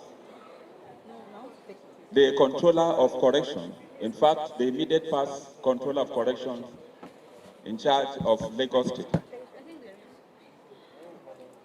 Mr. Chairman, I have 20 years cognate experience, controller of correction in 3 commands, and I've headed 8 custodial centers and facilities across the country. On the 12th of April, 2024, at about 15:30 hours, I got a call from the Deputy Controller of Correction in charge of Ikoyi Medium Security Custodial Center that Idris Okuneye Olariwaju, popularly known as Bobrisky, have been sentenced at Federal High Court, Ikoyi, and that they were on their way to Ikoyi Custodial Center with a large crowd. The crowd of fans at the court premises followed them to Ikoyi Custodial Center. And it was such that the facility, Ikoyi, in the center of the town, sandwiched by urbanization, the traffic jam, the gridlock within that Ikoyi axis, got up to Falomo, and inmates that were returning from court could not have access to our facility. On the strength of that, pursuant to Rule 163, Sub F of the Nigerian Correctional Service Standing Order, I authorized in writing a letter backed by a warrant. Mr. Chairman, I'd like to report that movement of an inmate from one facility to the other must carry a warrant, a valid warrant. That warrant is called Form 5 and 5A. Transferring him to Medium Security Custodial Center, Kirikiri, that same 12, for operational and security reasons, because Ikoyi is very congested and there were a lot of concern for the security implications. I'd like to confirm to this honorable committee that on the 12th he was moved to Kirikiri Medium. That same 12th, he spent about 3-4 hours in Ikoyi. He got to Kirikiri and he was admitted. He stayed in Kirikiri Medium for barely 10 days. And I had to move him. I had caused to move him out of Kirikiri Medium to Kirikiri Maximum, exercising my powers as provided in our rules. Because the Controller General of Correction transmitted a call to me that there was a trending video on social media that Bobrisky donated some plastic chairs to our facility. And he asked me to find out, address the matter, and report back to him. On the strength of that directive, very firm directive, I rushed down to Kirikiri Medium. And I confirmed that 21 plastic chairs were donated to the facility. On further inquiry, it was confirmed that those chairs were donated by relations of Bobrisky. Granted, the officer in charge, who is a deputy controller, got permission for me to travel to write an exam at Ijebu that morning. So I entered the yard and I did 2 things. Firstly, I ordered that those chairs be removed from the visiting hall outside the premises where visitors are processed, and they should be taken out of circulation.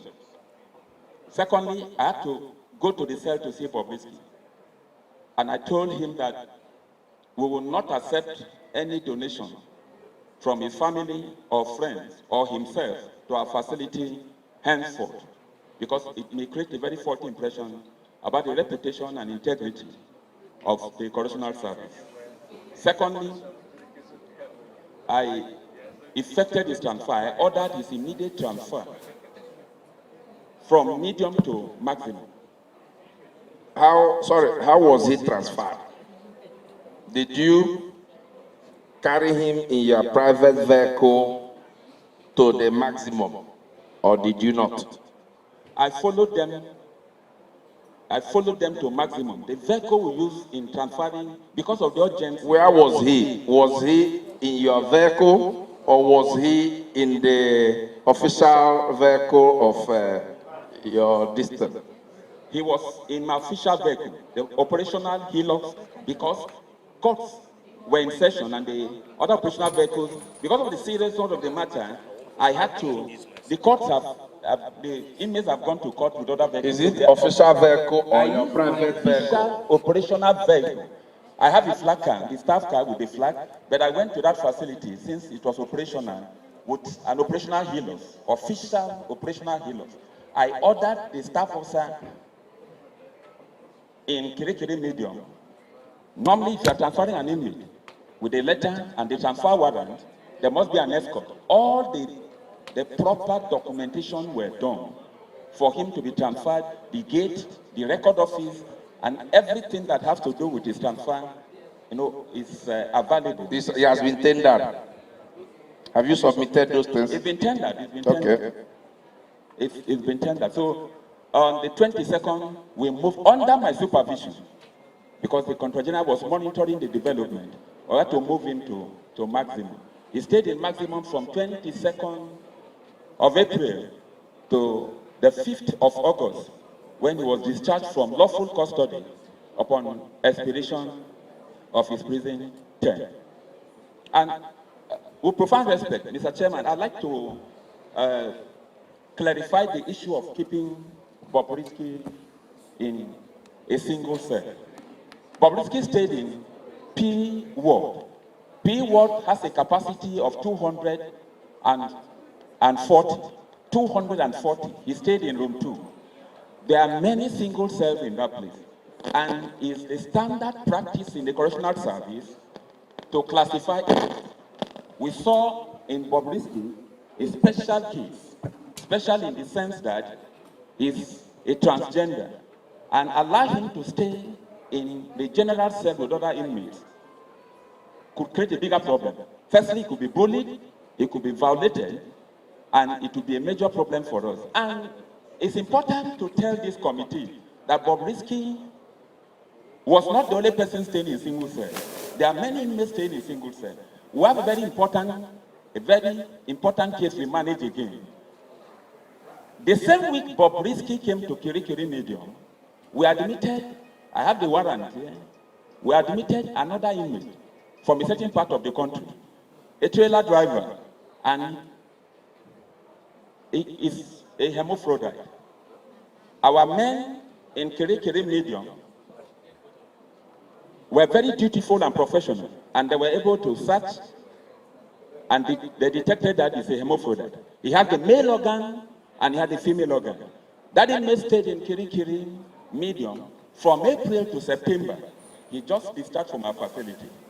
A trailer driver, and the charge is for stealing. He appeared before a magistrate court and they remanded him.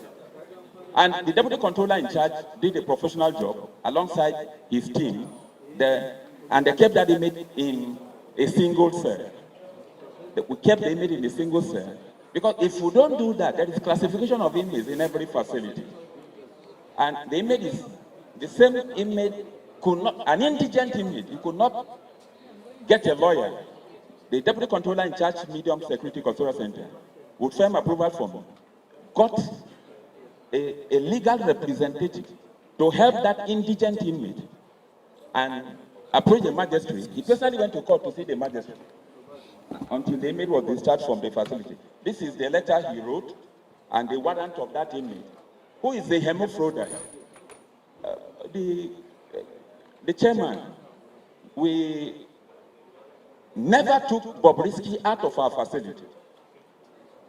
We never took Bobrisky out of our facility from the 12th of April to the 5th of August. In fact, even when there was a need for medical attention, because I got very firm instruction from the Controller General that we should do our work professionally because of the reputation of the service. There was, at a point, there was a need for reference. By our regulations, the controller, only the controller can give approval for an inmate to be taken, giving referral to another hospital. But I never gave any approval for Bobrisky even to get medical assistance outside. We have a clinic in maximum, are doctors there and a medical team managed him until he left. He never left the facility. I say on oath. He served in a facility. Were you suspended too? I'm not suspended. I'm not under suspension, Mr. Chairman. Not even with the press release? No, I'm not. It didn't affect you? No, it didn't affect me. I supervise it. Okay, members, we have had him. Do you still have other things to say, or can you round up so that you can take one or two questions? Yeah, I have a concern, Mr. Chairman, because I just got information today from one of my officers in charge of the facility that there's a trending story, because it's important we begin to address this thing, going forward. There's a trending story of a high-profile inmate that was moved from a particular state in this country to our facility, and that there's another trending story that inmate was taken from our facility in a particular state to an apartment close to the prison. And as the story is gaining traction, it may come to you very soon and to this honorable committee. So we do our work professionally because the service have zero tolerance for all forms of unprofessional conduct, unethical conduct, and no staff will. To manage an inmate in custody, so many hands are involved. An officer in charge of a facility cannot take an inmate out of the cell, out of the yard. This what you are talking about now is not why we are here. So let us deal with this one that has brought us here. Thank you, and conclude it. So can we take just three direct questions to him? Let me start from Gio. Thank you, Mr. Chairman. Sir, you mentioned that the urgency that my principal, the Controller General of Correction, was on me monitoring that development. And I consulted with him. He gave me approval to transfer him. It may test you. Kirikiri medium and maximum is within the same range. It's barely 200 meters from Kirikiri medium to maximum. So the officer in charge was not on ground. He traveled with my express permission, and I was the command controller then. And once now I'm an Sir, the urgency. The other officer says for security reasons. You came, you said the urgency. Can you explain to this honorable committee? Define this urgency for us. The urgency, with respect, Mr. Chair, the urgency is that there's a trending story on social media that have attracted the attention of the Controller General. And he has asked me to address that matter. So I had to effect the transfer, and the staff from the trending, okay.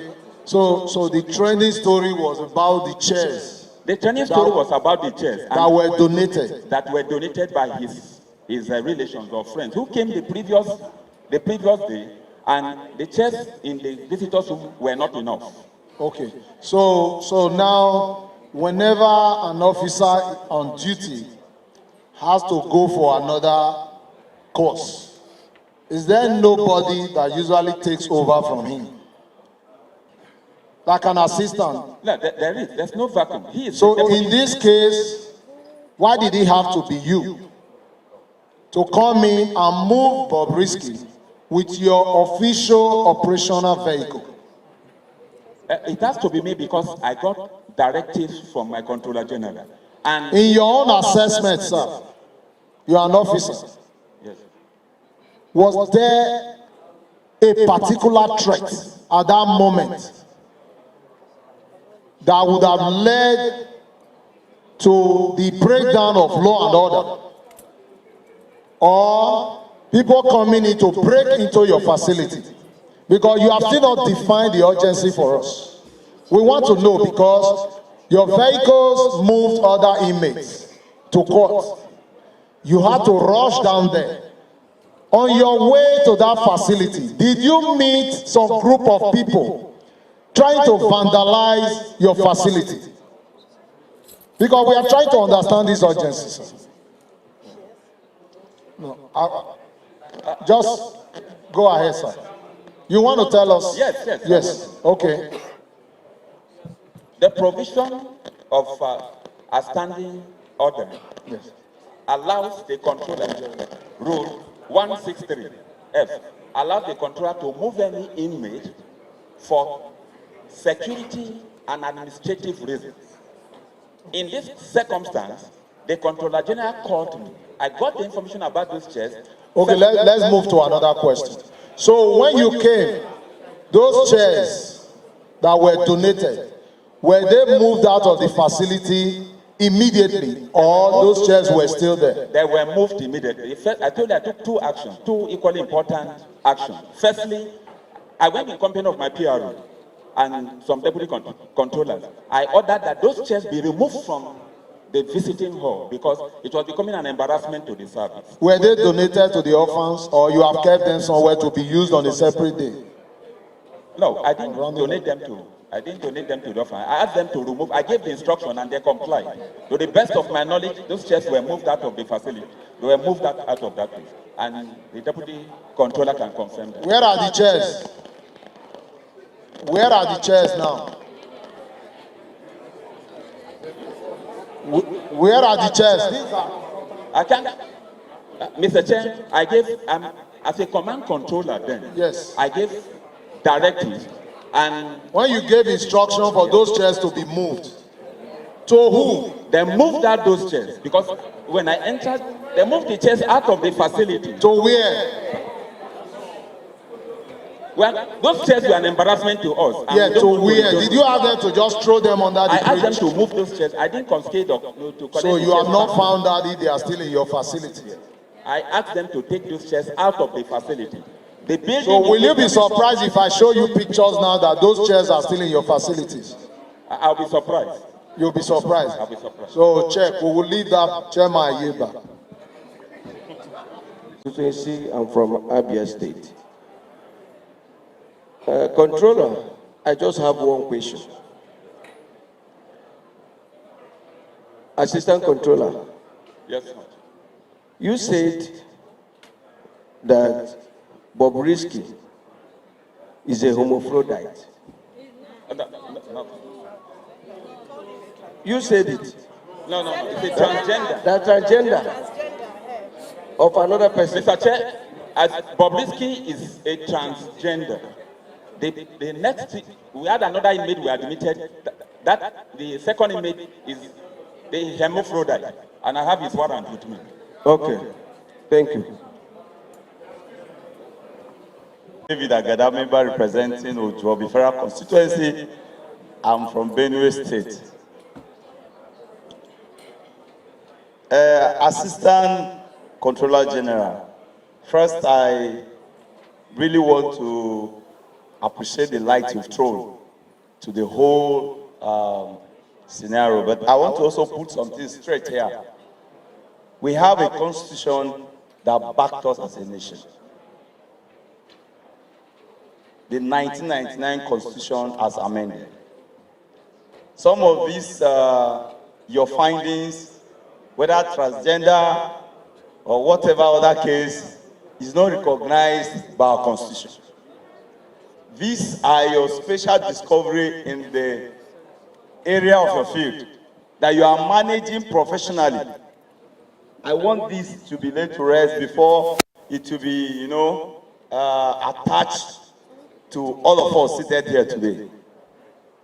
That is, by the way, we've come on oversight to those correctional facilities.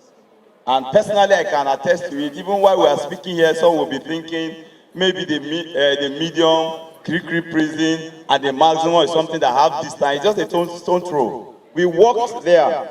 We walked from the medium down to the maximum, to the women, from female, we went to the maximum.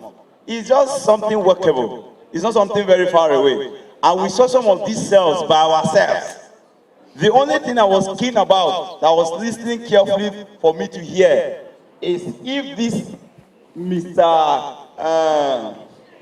Okune was actually taken off the facilities totally. But you have cleared it. So I needed to say this so some of our colleagues could understand that we were there, and I saw it for myself. If I see something different, I will say it. We saw some high-profile people, high-profile convicted inmates there. We requested for them. We saw them. These were some of the emails they told us that they are not in custody, but we saw them. I won't mention their name for obvious reasons. And then some of these things that are being said are also of high security intel. It's because we are following the directive of Mr. Chairman.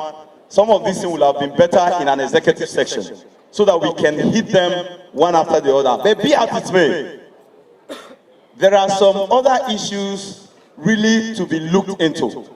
You see, we have one of the officers that came on board. A question was thrown to him. Are you suspended or you are not suspended? The question was not well answered. These are some things that you yourself, as someone who is heading that region, should clarify as well. So we want to know, was there disciplinary measures put in place as a result of this trending issue we are investigating now? Is something that can come from a preview before even the Controller General could now make an attestment to it. So we need you to clarify that, what you are doing regarding this video. The other aspect, I will hold on until the EFCC people comes on board. But so far so good, you have clarified some of the issues. But on that aspect, we need you to clear it as one of the... shown that the 10 days is spent in the medium security facility had a history of visitors. Can you also prove that when he was taken to the maximum security... Thank you. The suspension of the two deputy controllers. I can confirm that there's a press release from our board suspending 4 officers, including the 2 that are heading Kirikiri Medium and Maximum. But as I speak now, they are yet to be served with a formal official letter about the suspension. That's why they are still in full uniform. Because of the allegations of corruption in respect of Bobrisky. It's around.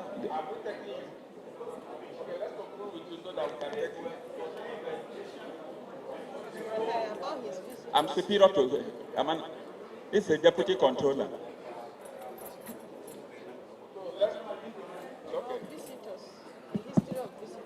Can you conclude? Yes, I with profound respect, Mr. Chairman and Co-Chairman, I'd like to reiterate the fact that we did our job to the best of our ability. And Bobrisky had been in our custody from the 12th of April to the 5th of August when he was properly discharged. In both medium and maximum facility Kirikiri, we have impeccable records of all the management, including visitors, warrant, the biometrics of Bobrisky is in maximum, is in medium, and is in Ikoyi. Those documents are before the committee. We brought backs of them much earlier, and I thought they've shared it to members of the committee. Are you telling us on oath now that you did not collect any money to effect that transfer, that urgent transfer you did with your official car? Mr. Chairman, for logistic challenge, I'd like to inform this honorable committee, I've had cause severally to use my official operational car for court duties. At times, I detailed the vehicle from Ikoyi when I was controller, from Alagbon Close to go to Ikoyi to assist them because of the challenge of acute shortage of vehicles. So it was not that of place for me to, and given the fact that it was next door to move to the place, because if I didn't do that, the Controller General would have sanctioned me because he asked me to address this matter. Let's stop saying this story that was trending. It's okay. It's okay. Let's have the man in charge of. Do solemnly swear that the evidence I shall give to this committee shall be the truth, the whole truth, and nothing but the truth. So help me God.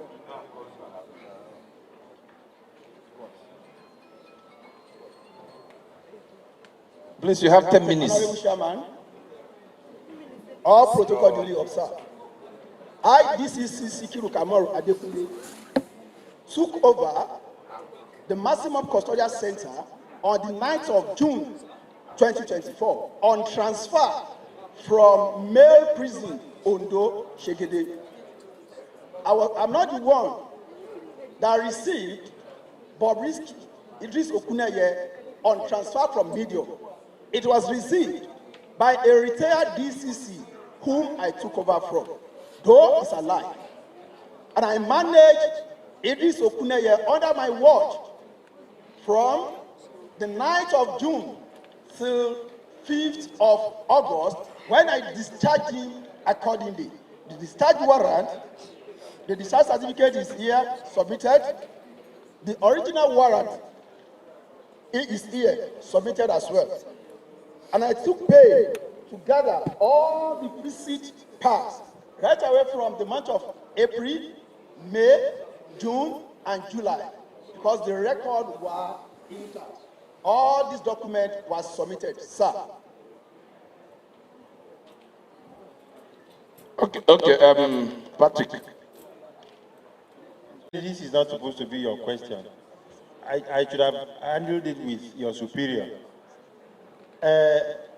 Since you're here, now, it seems a caricature of the Nigerian Correctional Service that there will be a press release suspending officers, and your superior steps up here or steps out here and says they have not been personally served, and so they're still in uniform. Is that how is that how it works there? Sir, this is a regimental service. If you are not very cautionary of the word you used, one might still be test switch on it. Honestly, it is like everybody had on paper, on here, that myself and my colleague from Medium was suspended. But up to today, there is no letter to the effect. Have you taken steps to verify if you're still in service or suspended from service as a dutiful officer? As a dutiful officer, if somebody is on suspension that is heading such a custodial institution with immediate effect, there will be somebody to replace him. So far as nobody is there to take over from me, I should maintain the ground for the safety of the country.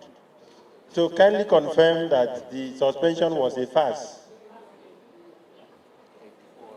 Not yet reversed, but as it's on paper, I hope. No, are you confirming that? Okay, I'll give my word now. Are you confirming to this parliament that the suspension was fake?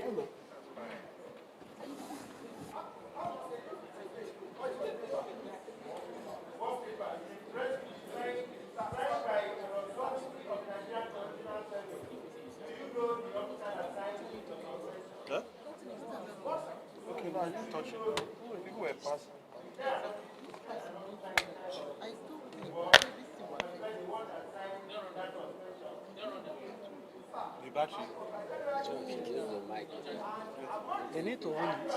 It's all permanent.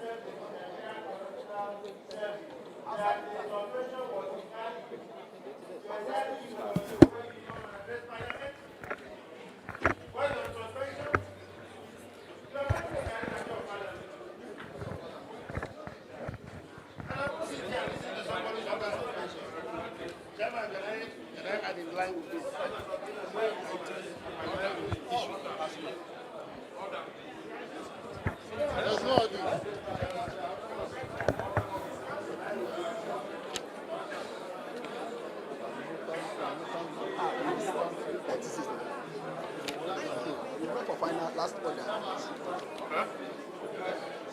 The mic is not working.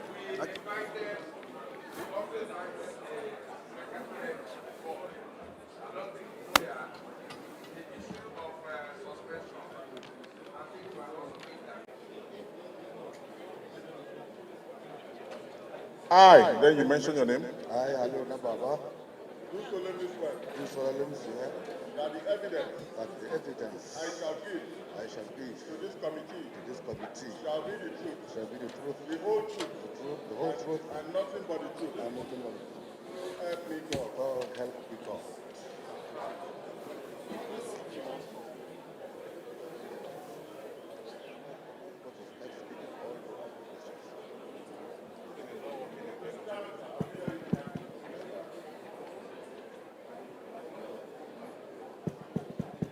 So, as the name implies,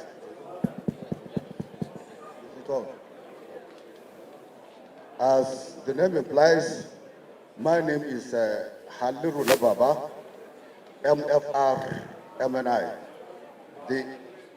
As the name implies, my name is Haliru Baba, MFR MNI, the Controller General of Nigeria Correctional Service. The presentation being made by the Controller of Corrections in Lagos State that Bobrisky has served his sentence is actually true. There is no time that Bobrisky spent a single day outside. On the second issue of suspension, the officers concerned were duly suspended by the board to pave way for investigation. That is where we are now. And the letters will come today because it was on Friday. The letters will come today from the board. That's all.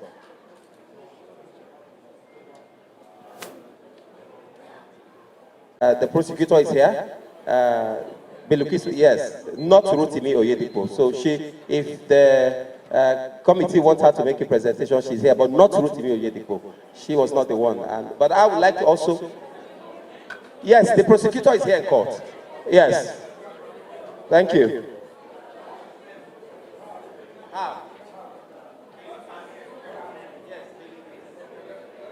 But please come. The CCTV camera recording showing Mr. Idris in the correctional facility in that maximum within that duration. You have to prepare it and also tender it to us. When he arrived the facility and when he was discharged.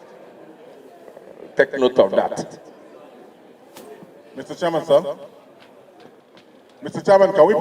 Bilkisu Buhari, do solemnly swear that the evidence I shall give to this committee shall be the truth, the whole truth, and nothing but the truth.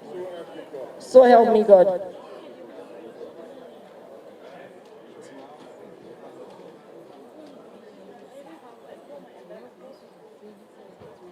Honorable Chairman, sir, and honorable members of the committee, standing on all existing protocol. Sir, the Special Duty Legal of the Lagos Directorate received the case file of Idris Okuneye, aka Bobrisky, on the 4th of April, 2024. After the receipt of the case file, my team sat down to come up with the case plan and proceed with the case. That in the course of carrying out the commission, in a bid to curb the mutilation and naira abuse, set up a special task force to look into this offense. And Bobrisky was apprehended in the course of that. Sir, in the case file, the statement of the ex-convict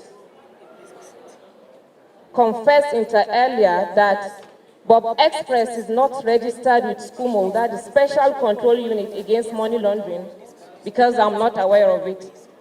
Ignorance of the law is not an excuse, which informed our decision to charge him for not rendering returns contrary to the Money Laundering Act, Section 61 and punishable under Section 19 of the same Act. However, on the 5th of April 2024, we moved a motion for the Honorable Court to hear the matter because it was a vacation matter, and we were granted leave to proceed with trial. Notwithstanding the unequivocal confession of the ex-convict, convicting the essential ingredients in counts 5 and 6 of the charge, and having indicated willingness to plead guilty to counts 1 and 4 of the charge, which has to do with mutilating of the Naira currency, the prosecution, in total fidelity and conduct its oath and strict adherence to professional practice of not only disclosing exculpatory documents to the defense, having received a report of investigation activities from SCUMO, which showed that Bob Express is not a designated non-financial business and profession, decided to drop counts 5 and 6 of the charge in the interest of justice and fair hearing, without any inducement or prompting of any sort from the defense, and in line with the mandate of the Special Task Force Against Naira Abuse. We attached the response from SCUMO. We also attached the charge showing counts 1 to 6. There was no amendment of charge. The dropping of counts 5 and 6 was done in court because the ex-convict elected to plead guilty to counts 1 and 4, which had to do with Naira abuse.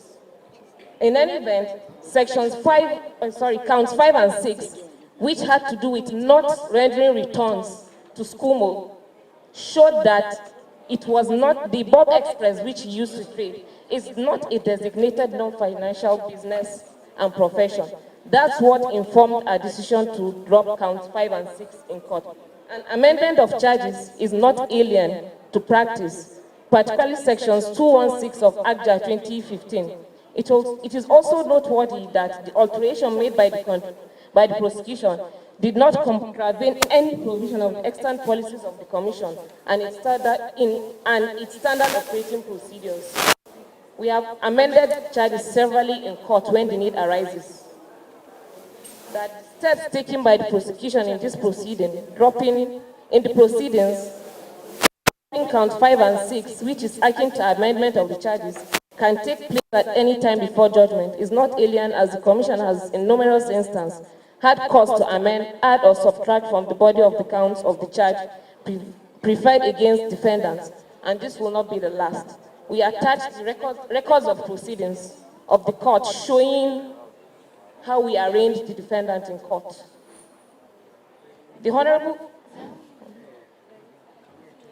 to show that the ex-convict there was no cohort between the prosecution and defense, the ex-convict even appealed the judgment of the court.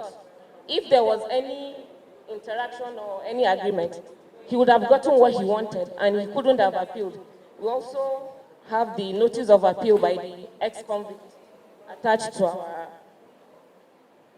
documents.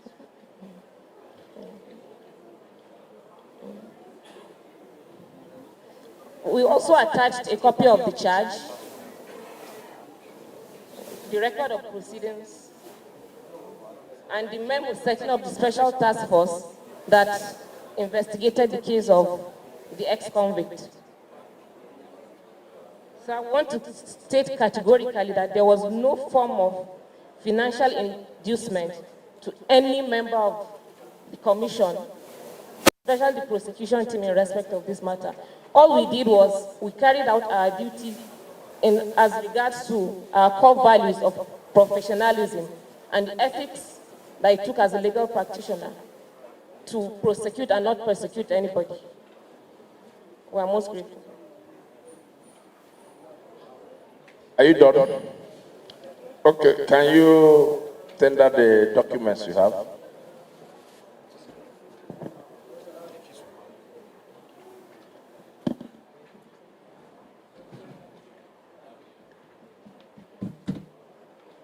Okay, dear colleagues, do you have anybody who wants to ask?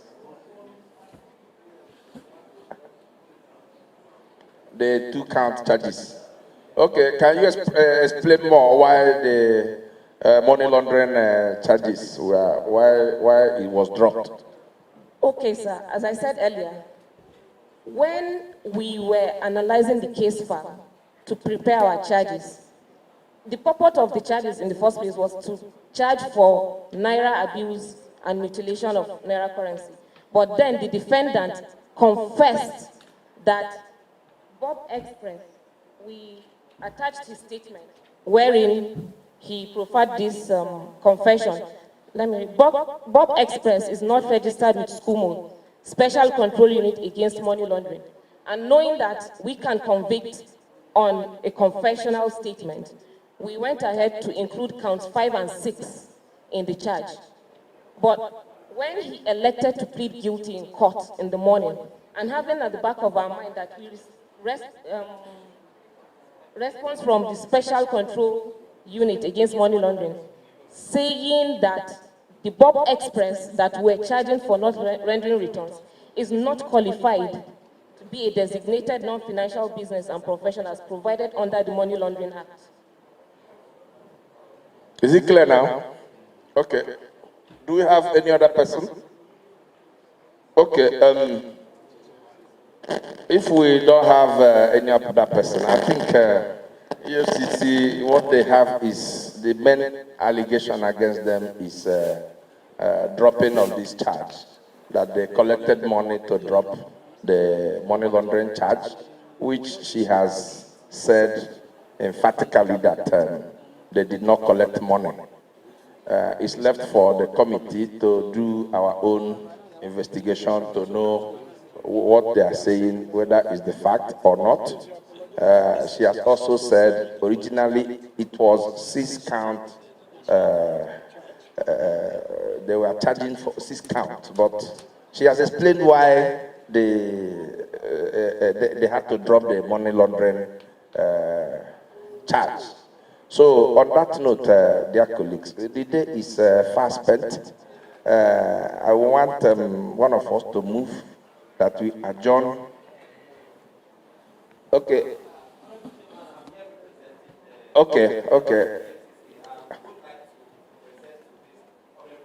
And the co-chair of the Joint Committee for the investigation of this disturbing allegation of corruption against the EFCC and other government agencies. I stand here today. My name is Michael Nzekwe, the Chief of Staff to the Executive Chairman. I stand to represent him. He sends in his sincere apologies for not being here due to the exigencies of duty that came calling, though he would have wished to be here. The letter of investigation into this very deep and disturbing allegation, we would like to just make this presentation on behalf of the Executive Chairman very quickly. Our attention was drawn to the viral video published by one Martins, Vincent Ute, aka VeryDarkMan VDM, wherein Idris Olarowaju, Okeneya, aka Bobrisky, and ex-convicts alleged that the officials of the commission received the sum of 15 million naira to drop money laundering counts in charge FRON versus Okuneye Idris Olarowaju. In the same video, the publisher, the VeryDarkMan, revealed that Bobrisky made this presentation to an undisclosed friend of his, whom he intended to receive a financial support from. Attached here is a copy of the charge we have marked as Enclosure 1. Given the gravity of the offense, which touches on our core value as a commission, it touches seriously on our core value, and we do not take kindly to the integrity of the commission, one of the best all over the world and in Africa, for our integrity to be touched. Given this value of integrity, courage, professionalism, and collaboration, the Executive Chairman promptly constituted a team to investigate the claim and equally issued a statement through his various social media accounts to that effect. Whilst investigation is still ongoing, the executive chairman received from this honorable house an invitation directing his appearance and the concerned officers of the commission before this honorable committee for an investigative hearing. Upon close scrutiny and analysis of that video that gave rise to this investigative hearing, the commission observed the following: that the published and widely circulated video contained a private conversation between the ex-convict and a yet-to-be-identified individual who, in an attempt to obtain monetary benefit, alleged the compromises and the compromise of the officers of the commission, the Nigerian Correctional Service, a private legal practitioner, Femi Falana, SAN, and a private and Fals, the bad guy. That in an attempt to induce and convince the yet-to-be-identified individual into parting with his money, the ex-convict alleged that the sum of 15 million naira was demanded by the officers of the commission to drop the count of money laundering counts in count 5 and 6 of the charge sheet, and that he could not transfer the said sum from his account because of the investigation, thereby inferring that the said account was frozen. That at the time he was demanding for this money and claimed his accounts were frozen or under investigation, the commission never, at no time in the course of investigation, placed the account of the ex-convict under post-no debit. His account was never frozen throughout the period of investigation. Whereas the ex-convict mentioned the names of his friends who raised various sums of money and credited same to the account of his brother. The names of the officers of the commission that allegedly collected the bribe were not disclosed by the ex-convicts. Also, the mode, the place, date and time of the delivery of the alleged bribe or to an account where it was paid was not disclosed by the ex-convicts. Arising from the above observation, the commission wishes to state categorically as follows. In view of the prevalent nature of the currency mutilation and abuse of the naira, which has been expressly criminalized by Section 21 of the CBN Act 2027, the commission, in a bid to curb the said offences and in the discharge of its statutory duty, set up a special task force via a memo by the executive chairman to all its directorates. Now, attached here with is also a copy of the said memo marked as enclosure 2.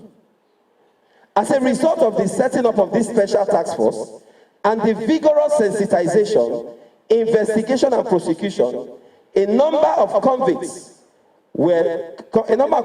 were secured, which has significantly stemmed this dangerous tide of abuse of the naira, to which all Nigerians are witness today. It was in the course of carrying out its mandate that the Special Task Force of the Commission, Lagos Directorate, received intelligence which revealed 4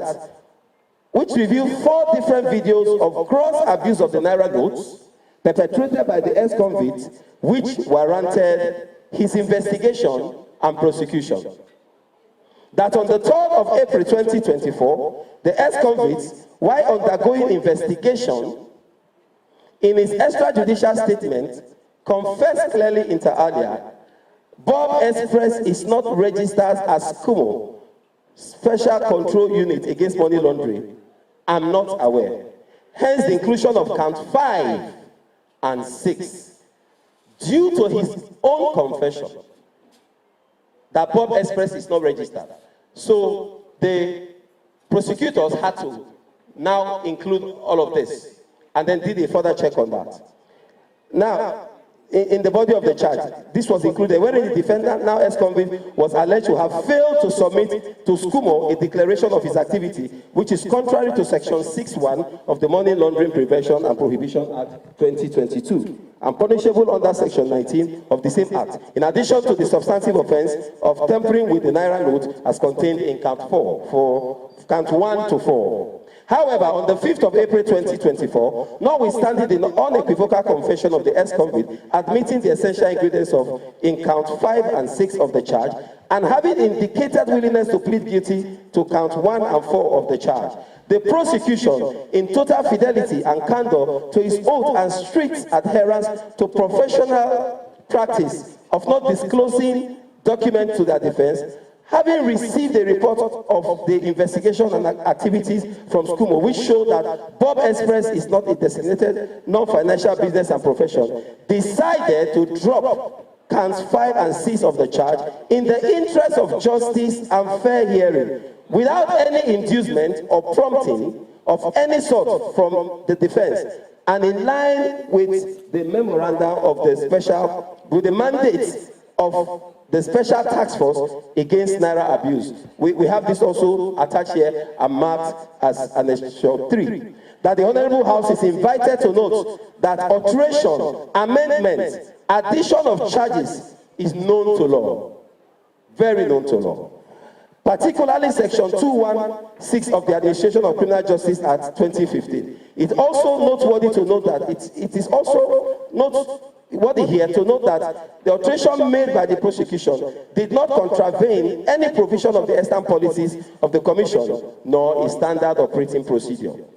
That the steps taken by the prosecution in proceeding to drop count 5 and 6, which is akin to amendment of the charges, can take place at any time before judgment is not alien, as the Commission has in numerous instances caused charges to be amended. You can see our attachment as enclosure 4. The Honorable House is urged to use this constitutional power to ensure that corruption and other vices are exposed, investigated, prosecuted, and also ensure that patriotic and dedicated officers are not blackmailed, demonized, and demoralized for faithfully serving and carrying out their lawful duties. That the Commission has been consistent in its advocacy, calling on all public with credible information on any alleged act of corruption involving any of its staff to come forward with evidence. This, the public is urged to do responsibly. Short of the ex-convicts and other accusers openly naming the officers of the Commission to whom they allege gave the bribe of 15 million naira in order to induce and influence the dropping of count 5 and 6 of the charge, bordering on money laundering, it is reasonable to infer that the ex-convict merely made up the story to convince the yet-to-be-identified person he was speaking with in order to obtain financial favor under the pretense by dropping the name of the Commission.